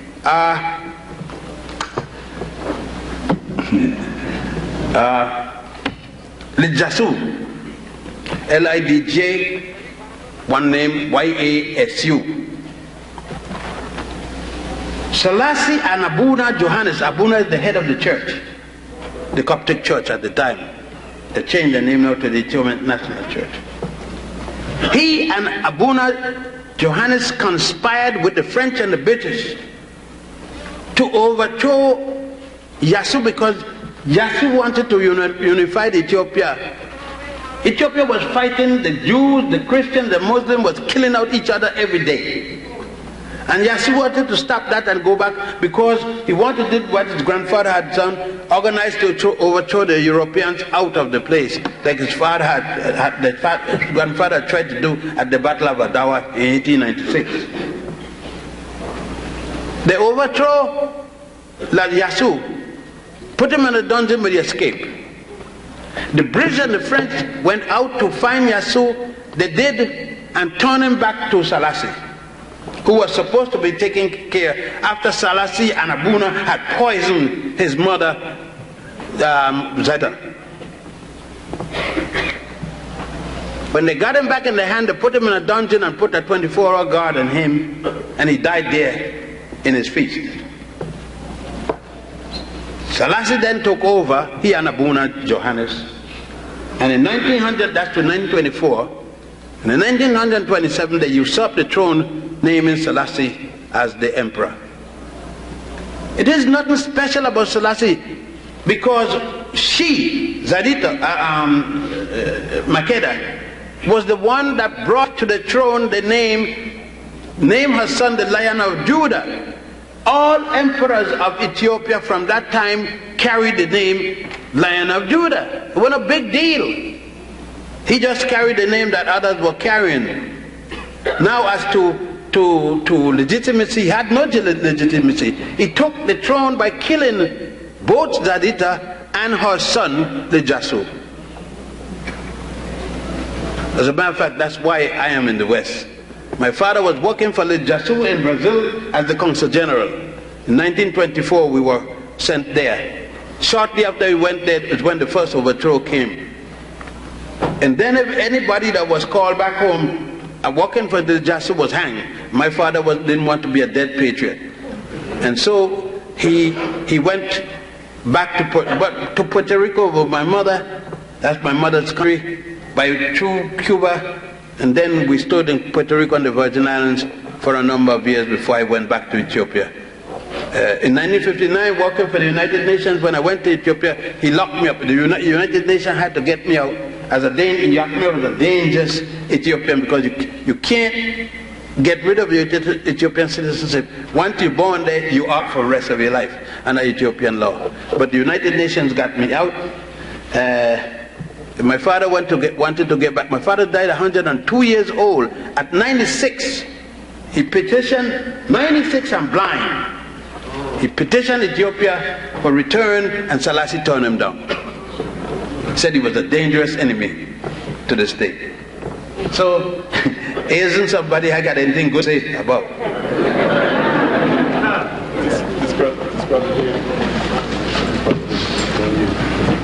I just want to say first, Dr. Ben, I'd like to thank you for helping me from reading to help me to realize and become free. And I know that you know what I mean. The question has to be, in terms of the Gnostics, do we have any more information on the Gnostics, and can you elaborate on some of the Gnostics? I think they will get the best reading about the Gnostic with regards to the argument between the Gnostic and Tertullian, the Gnostic and Cyprian, and the Gnostic and Augustine, the three African intellectuals of the Roman Church. Tertullian would be the best, because Tertullian took the argument of the people. As you know, the reason that Tertullian was not made bishop by the church, although he introduced Latin to the church, was because he constantly took the side of the laboring people, whereas Augustine and Cyprian were the intellectual type. Augustine was of the two, because it is funny that Augustine would have taken that position when he was a prostitute. Augustine lived in a whole house with a prostitute whose body he sold, and she got his only child by the name of Abuqueta. You see, people don't go into the history. What made Augustine argue with the Gnostic about morality and so forth was because at 72, Augustine denounced sex after hell, after that kind of life that he had, and at 72 I could understand. And then he wrote the Holy City of God. He wrote the Confessions. That's what he confessed, the Confession. And the gem of it was when he wrote about if a person or persons had sex and the intent was not procreation, it would have been sinful. That means if your wife forgot the menopause and you can barely get an erection, and both of you decide to have sex, it's not to gain no baby, sure. That'd be a hell of an illusion on your part. But he said you're not supposed to touch each other. It put me in mind of some men, they get to be 60 years and they say, well, I give up sex. Just suddenly, I give up. Well, that's them. You're supposed to, stop. Just stop. He went more than 60. But the Gnostic argument reached its full point with the argument with Augustine primarily. I think that Augustine's works, if you take his work and compare it with the Gnostics, you get the opposite, a good opposite position. Because to Cyprian, you can't understand. He didn't do too much writing anyhow. He's very kind of an uppity. Cyprian was an uppity man with a nose in the air. At least Augustine wrote. He had some value of the working man. But these guys were unreal moralists. Tertullian was the man that you need to read on agnostics, and labor and different things like that. Brother over here. Dr. Ben, I have an up-to-date question about a situation that happened last year. I've heard about it on the news. I want to know if you can tell me anything about the Kenyans, when they had that coup over there, the Jews. What country? I think it was Kenya or Ethiopia. Kenya. They had a coup over there, and about 200-something-thousand black Jews had exodus to Israel. And there was some situation about they were supposed to be recircumcised or something like that. I know about the recircumcision because I fought that, and I had to be in a committee with Hadassah fighting it. It is still, the recircumcision is still a requirement by the Jews, but the Ethiopian Jews ignore those damn fools. The Hasidim. The Hasidim demand that the Ethiopian Jews be recircumcised, but the Ethiopian Jews don't have to pay no attention because Ethiopian Jews are not with the Hasidim. They are Sephardic. They are with the Eastern Jews, Jews of Yemen, Jews of India, and so forth. These Jews are called Sephardic.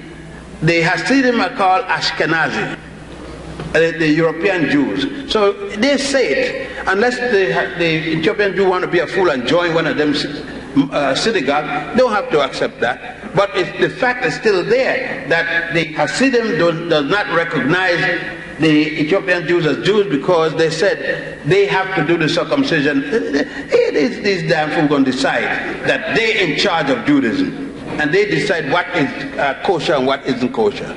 Well, how can you be recircumcised? That's not what you recircumcised, but somebody taking a pin and sticking your penis and drawing some blood. This brother here. Yeah. Earlier you spoke about how big major religions had plagiarized the Egyptian reality, and you told the sister that Moses was fictitious. It's what? Moses did not exist, or there's no in Egypt. In Egypt, in the writings of Egypt. And I would like to know, how does that stand with the major religions, and how does that apply to the 400-year-old prophecy? But the prophecy is a statement that somebody made. I mean, I could make a prophecy right now. If somebody will follow it and you won't. So that's what it was. A prophecy is only as good as the people who are going to follow it. It means nothing for the people who aren't going to follow it. And the Torah is only good for those who are going to follow it. For instance, there is no record at all anywhere in Egypt or anywhere else from Egypt, in no papyrus and in no pyramid and no stela and no obelisk, anything you could talk of, no record at all anywhere in Egypt or any material belonging to Egypt with any Moses mentioned. There is no record of Joseph. There is no record of Abraham. These are mythological and allegorical characters. Every religion got characters of allegory. Every religion. They only valid the Judaism, Christianity, and Islam. Yes, sir. This brother here, this brother back there. Good evening, Dr. Ben. Dr. Ben, the question is, how do you feel about works of writing Gerald Massey, Genesis 1 and 2? Massey was a renowned atheist. And Massey used the Egyptian writings and praised it, not that he supported it, but he used it to fight Judaism, Christianity, and Islam, and he used to show that this, of course he used the facts, and the correct facts, but he didn't particularly was proud of it. He used it because it benefited him to prove atheism. So I don't have no respect for Massey. But thank heavens he did write something to prove his point as an atheist. This brother back there, and then this brother there, this brother, and that's sister Stanford. All right. Good evening, Dr. Ben. The question I would like to ask is in terms of our development as students.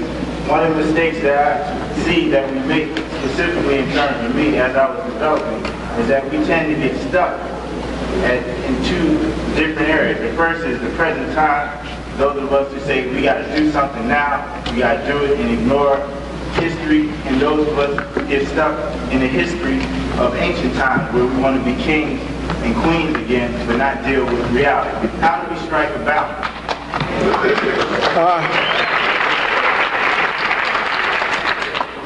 Well, I think a man has to live in the present, but he must refer to the past so that he doesn't make errors. That he don't reinvent the wheel.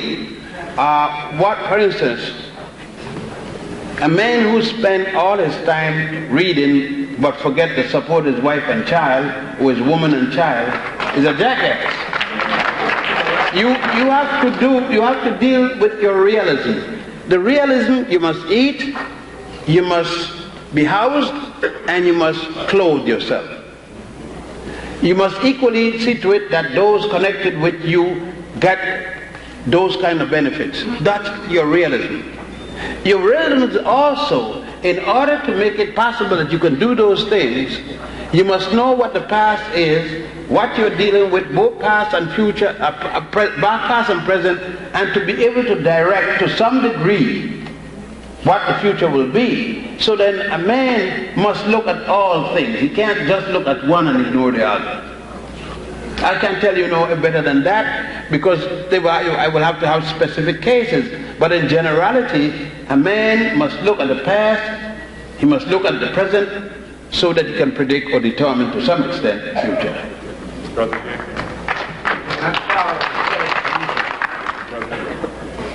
Yes, Dr. Ben, I'd like to know if you have any evidence of any historical corroboration of the life of Jesus outside the Bible. No, there is no archaeological corroboration of Jesus. There are 16 crucified saviors. The Jesus story is one of 16. For instance, there's a book by Percy Graves that gives you all of the 16 in one book. You don't have to buy 16 different books. It's called the 16 Crucified Saviors. Jesus is the last of the 16. There is a book, a book by Thomas W. Domes, Bible Myths and Their Parallels in Other Religions, and he will show you this mythological figure, Jesus, how many societies had a similar figure. There's a book by Annie Besant called Christianity Before Jesus. There's equally one of the same name by John G. Jackson, showing you Christianity as practiced. What the things that are practiced and are now called Christianity, how many people had practiced them before the European figure. The Herculaneum worship of Isis shows you the transition from the Isis, Horus, Osiris myth to the Christian myth. If you see the early practice of the Ethiopians in terms of a Jesus figure born in a cave in Ethiopia, you can look, you know that there was a crucified Savior among the Zapotecs in Mexico when it was called Azteca, before the Spaniards took it over. A crucified Savior in Mexico. So the crucified Savior thing is nothing new. Jesus is the last of the crucified story. And the virgin birth and all that thing. The last. I think you need to read Anacalypsis by Sir Godfrey Higgins. That's a 2-volume work. When all the Jesuses were called black, in Europe and everywhere else. That's Godfrey Higgins. So I mean, and read Man and His Gods by Homer W. Smith, written by published Doubleday and Company, and also The Golden Bow by Sir James Fraser. That's 13 volumes.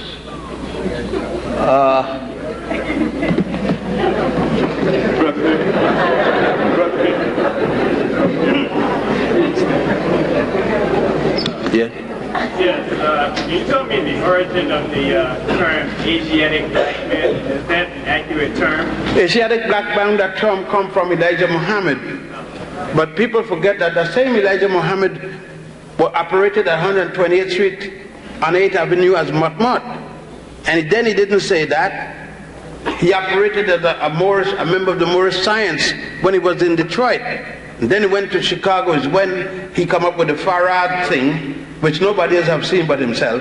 He disappeared just like he came. There's nothing wrong with it. He got his little, I don't blame him. Elijah had his program, and he put in his program, he put in thing. I think I got to be mad to think of a mad scientist named Yaakov who was trying to make people and make the white man instead. You know, let me put you. I don't have to be as mentally ill as a white man to not like him.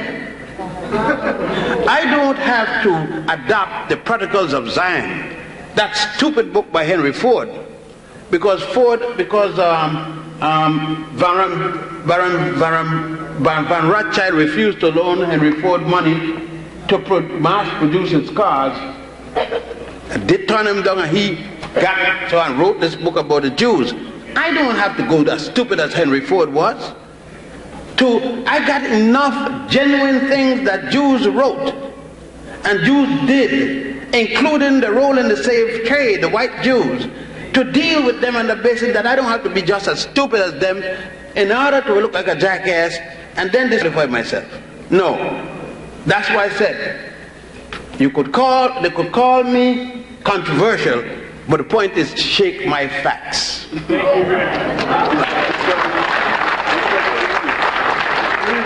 I'd like to, about the Yakub theory, but you cleared that up. I like to, you followed the history, resentment. I wonder towards that the white people have towards us. Was that out of the example of the resentment maybe that we had towards you, or is that a learned resentment? Is that a learned resentment that we had towards each other, or whether this is a resentment that the white man has created by the fact of their existence, the way they were created, and how were they created? It had nothing to do with creation. If it had to do with creation, then if I mate with a white woman, I should get a monkey or a jackass. But if I wait with a white woman and she's fertile and I'm fertile, we're going to get a human being. My problem with people isn't that they weren't made or from a human being or human stock and all that kind of nonsense. That is not my problem. My problem is social-political. I am not going to marry a white woman under no thing. But it has nothing to do with the fact that she's inferior to me. No, I'm not that stupid.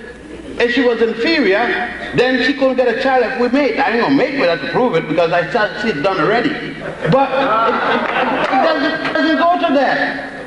I am not going to see a little white kid come here and hungry and don't give him some food in peacetime. Bob blow his brains out tomorrow. If there's a war on, you know what I mean? If there's a war on, I kill all of them. Even the dead one I'll kill. You see? But then there's a war. But there's nothing inferior about white people. This is nonsense. Because of the same stupidness. Mine is socio-political. They don't know to behave. And that is a cultural thing that developed probably, as Professor Clark said, that Europe had nothing to eat. Digging in the ice is hell of a thing when you got to dig in the ice for one little fish. And you got a family to feed. And then you go against people that got vegetation all over the place, lying down on a tree, get up, eat a fruit, lay down on the fruit. You know what I mean? You got to understand. But as to the European being inferior and the this and that, that's nonsense. Don't engage in nonsense. Don't be as stupid as the guy who's attacking you. You got to be intelligent enough to ignore his stupidity and deal. That's why the editor answered him. The editors are stuck now. They had been saying for the umpteenth thing, all kind of things. Now the facts are here. Yes. They can't. You notice all the time they condemn Jeffries. They have not said what he said wrong.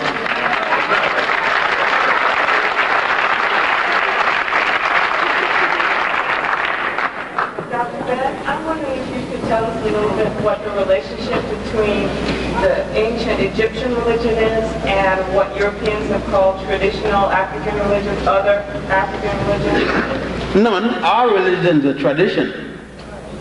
And all religions are ancestral. Jesus is dead, isn't he? He's an ancestor. You see, we use semantics to please ourselves and forgetting that other people do something. An ancestor is anyone that's dead, who we revere.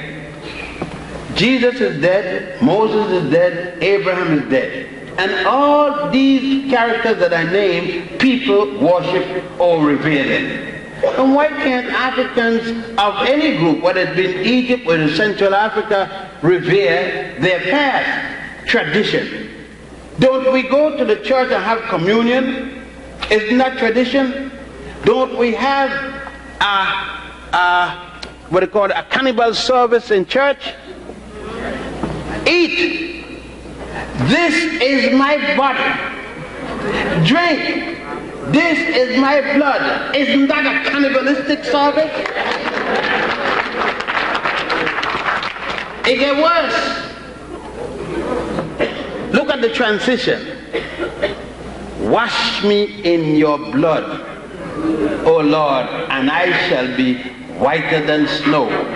Whiter than snow. Now it is a damn shame. Black as I am, wash me in red blood, and my blackness will turn white. Now that somebody don't know chemistry, there's some damn fool need to learn chemistry. You know where you go put black and red together and it turn white? Even the devil can't do that.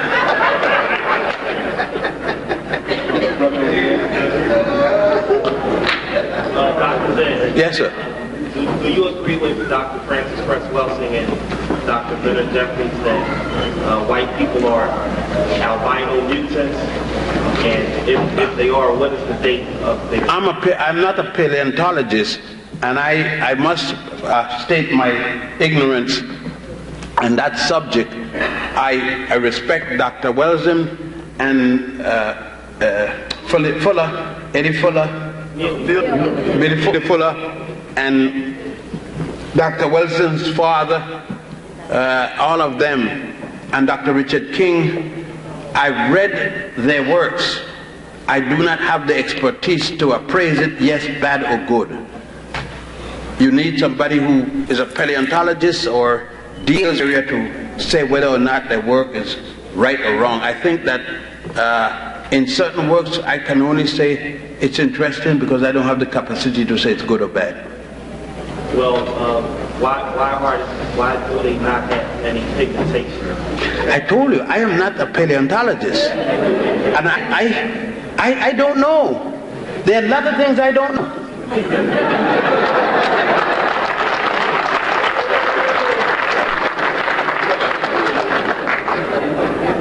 Ben, isn't it true that the Roman Caesars were educated in Egypt and the Greek philosophers in the Sudan? Wait, the Roman what? The Roman Caesars. No, I say the word Caesar means king. That's all it means. The Caesar, the king. Julius, Caesar, Julius the king. All right. No, I don't know of one king that came to Egypt for his education. I know Romans that came to Egypt for his education, but not necessarily any of the Caesars, including the three African Caesars, Honorius, Septimus Severus, and Caracalla. Now, it was the second part. Greek philosophers. Most of the Greek philosophers, except the pre-Socratic philosophers from before Socrates all the way to Thales, came to Egypt. Pythagoras and others even wrote extensively about the gifts of goblets, silver goblets that they made.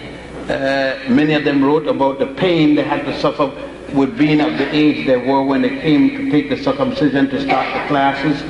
Plato and Aristotle themselves, Plato spending about 11 years creating the concept of a Socrates was the creation of Plato, the contemporary of Socrates, and Eusebius and other chronologists stated that Socrates is a problem because there's no contemporary for him. So yes, most of them came. I think the best person on that subject to read would be Dr. James, George G.M. James, my elder colleague. His works on this, especially Stone Legacy. Sister here. My question is in reference to the account of Moses. You referred to that as the what? The account of Moses. The account of Moses. And yeah, you referred to that as a myth. And my question is in two parts. If that is a myth, what purpose do myths serve in our lives today? Pacification. Okay, and two, do you feel that we are creating myths for our children, for I don't know what myth. To pass on to our children? Well, I don't know what you're referring to say it's a myth. Well, recently I attended a writing conference, and one of the questions that was brought up was the fact that we as African Americans aren't passing on to our children myths, such as stories that they can relate to and find strength in. No, you got to give me a specific. That's a generality. Give me a specific, because then I got to know what you call a myth. Maybe we are, or maybe we do not. If you give me a specific, I may say yes or no. But then you just give me the conclusion that we pass in myths. I got to know, for example. I.e. the myth. Martin Luther King and his struggle and what he did for black people. How do we translate that in? Is it possible to translate that into a myth? Oh, yes. Should we? If we say, for instance, that we say that when King was here, he was so great that nothing could hit him, even if somebody fired a bullet at him, it would not touch him. It would just glide off. That's a myth. I don't know anybody. I know his wife ain't gonna pass that myth, because she ain't got the man in the night. She know that there's no myth. He ain't there. And she wished that myth was true, because she'd have getting tightened up, you know what I mean? I don't think there may be possibility of myths, but there can't be that strong. Eventually there may be myths coming out of King, because the older revered ones are lost, the more myths come about it. Eventually there will be that King never did anything wrong. We got a certain thing about King is when what the fellow name said that King had that woman in the hotel. Here in Philadelphia, by the way, Philadelphia is a very noted town. A lot of people got angry. Why not? Why couldn't King have a little bit of tail in Philadelphia? There's nothing wrong with that. Most Baptist ministers get a little extra. And I don't think that the members was mad. If that would keep the thing straight, get it, you know, a brother needs to get his brain straight. And if them cobwebs could be, if the sister was willing to give them a contribution, why not? I don't think nobody paid any attention about that. White people is all mad because he got a little bit. But what the guy named King, at least King was a man. What the guy name was peeping. He went to look, he peeped. He didn't do that, he just peeped. Now, I think King was more of a man that get a little bit than to peep.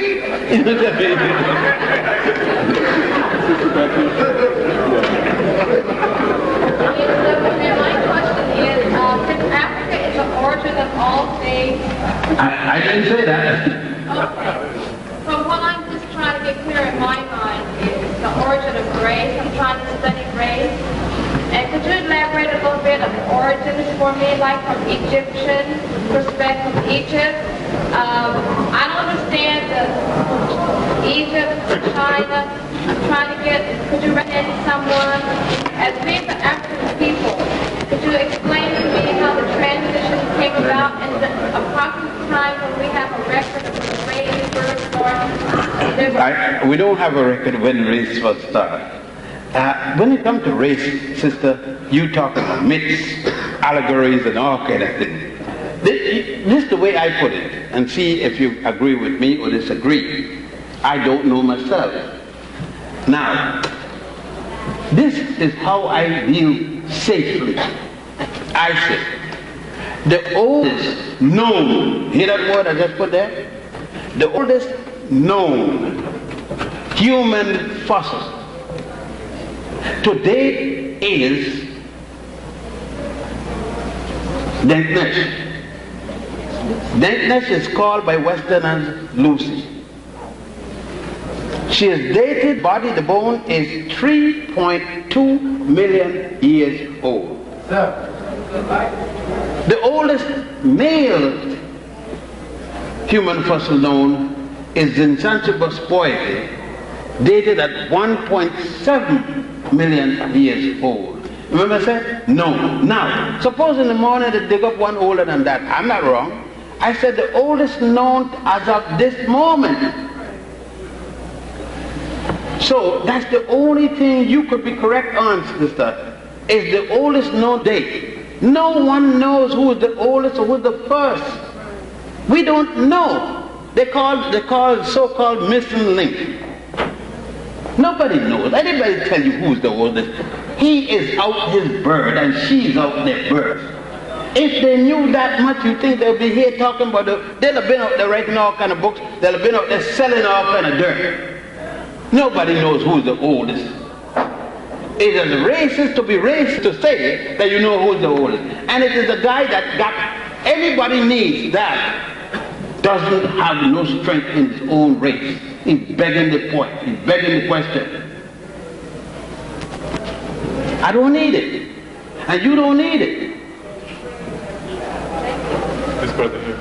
Dr. Penn. Yes, sir. Tonight you spoke about spirituality and religion.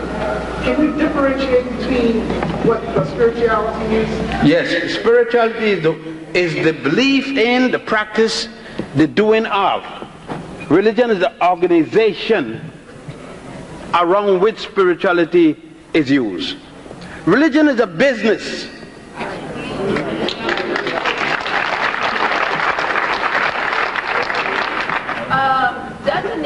There's two pieces of evidence that trace the Hebrews' existence in Egypt, and that's the Rosetta Stone.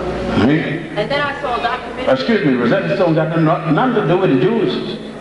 What's that Hebrew? Rosetta Stone is a linguistic slab. It deals with in two language groups. It shows the Greek language mixed with the Egyptian language specifically. It's a mixture of Greek writing and the hieratic Egyptian writing, otherwise called Demotic writing. by Champollion de Véjac and others used that to notice that each time the Greek word repeated itself, the indigenous word repeated itself, and that was what it decoded. It had nothing to do with Judaism. Okay, and then I saw a documentary on Channel 12 about the research trying to find evidence in Egypt of the Hebrews, and that they're trying to find the evidence. That's when they find it. They found tiny metal scrolls, maybe an inch big, and I saw that in the Egyptian Museum. But the point is, you find scrolls at what period? There are Jews living in Egypt right now, and you're bound to find scrolls there. We're talking at what period of time were those scrolls? The Jews didn't have a single scroll in Egypt because the first time they made a scroll was at the Sanhedrin, and they were in Israel at that time, and that was supposed to be after Joshua knocked down the wall of Jericho.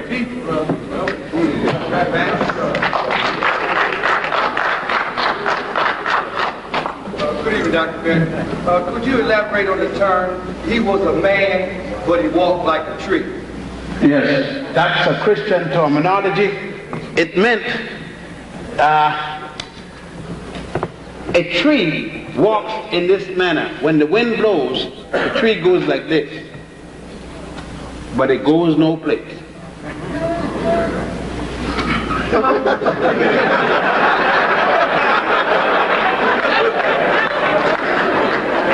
It goes 6 feet, but come back when the wind loose, back to the same place it was, never moved. I'd like to ask you a question related to present day circumstances. New world order, centralization of power, the European perspective. In your opinion, where do Asian people fit into this picture? Are they swaying to the side of Europeans, or are they neutral, or Asians will tend to swing to the side of the European because people generally swing to economics. He who pays the fiddler calls the tune. And until we realize that, you see, we get this nonsense affiliation because we're the same religion, affiliation because we dance the same way, and all this kind of nonsense. Nations are like human beings. They go for what benefits them most.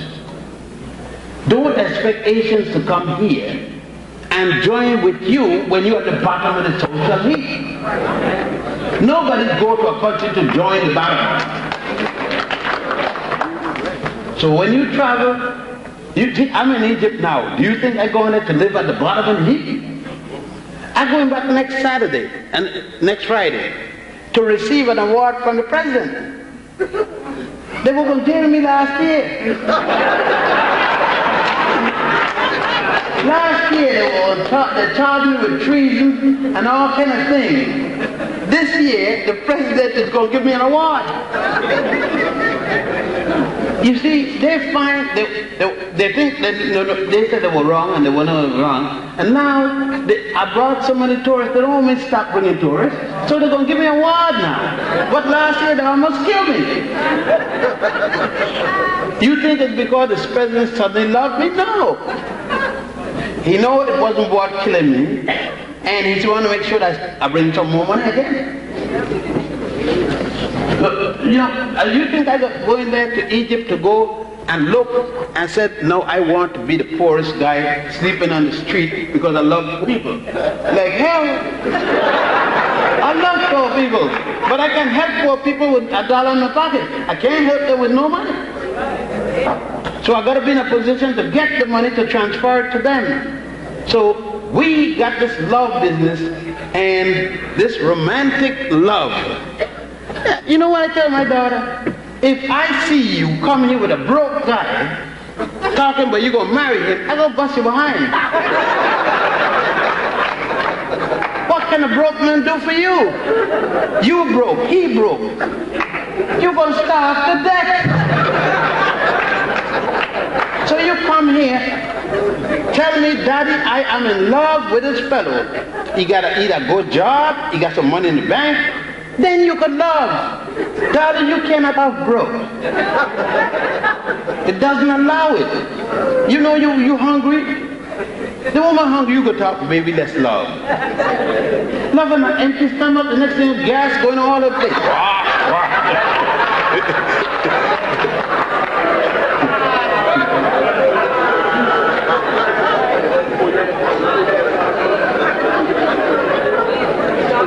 Before you ask your question, this will be the last question. After that, we'll have the drawing, and I think this is it. Dr. Beck, I'd like to know how I can get the list of books and where I can get them one by one, because I can't buy them all the time, set all together. Well, You have 30, right? I have 34. That's the last list. I just had a book came out yesterday. I don't have a copy of it. It came out yesterday and Dr. Lewis went and picked it up, and I left New York too early this morning to get a copy. I was trying to get a copy to read. You know, your book is quite different when it comes out and when you write it. So, they have a partial list here. The new book will have everyone listed, because what I do in each book, the last book comes out have the listing of the book that preceded and all the others. Now what I'm going to do is to try to find a way to put like an asterisk or something, books in print. Right now I think we got, of the 34 books done, I think we got 11 in print. We got 2 at the press, new books, and we got about 1 or 2 being reprinted. So, What is your new book called? the new book is Nubia, Mother of Egypt. Results here in the city? Yeah, every place. I think they made 1,000 or 5,000. Once again,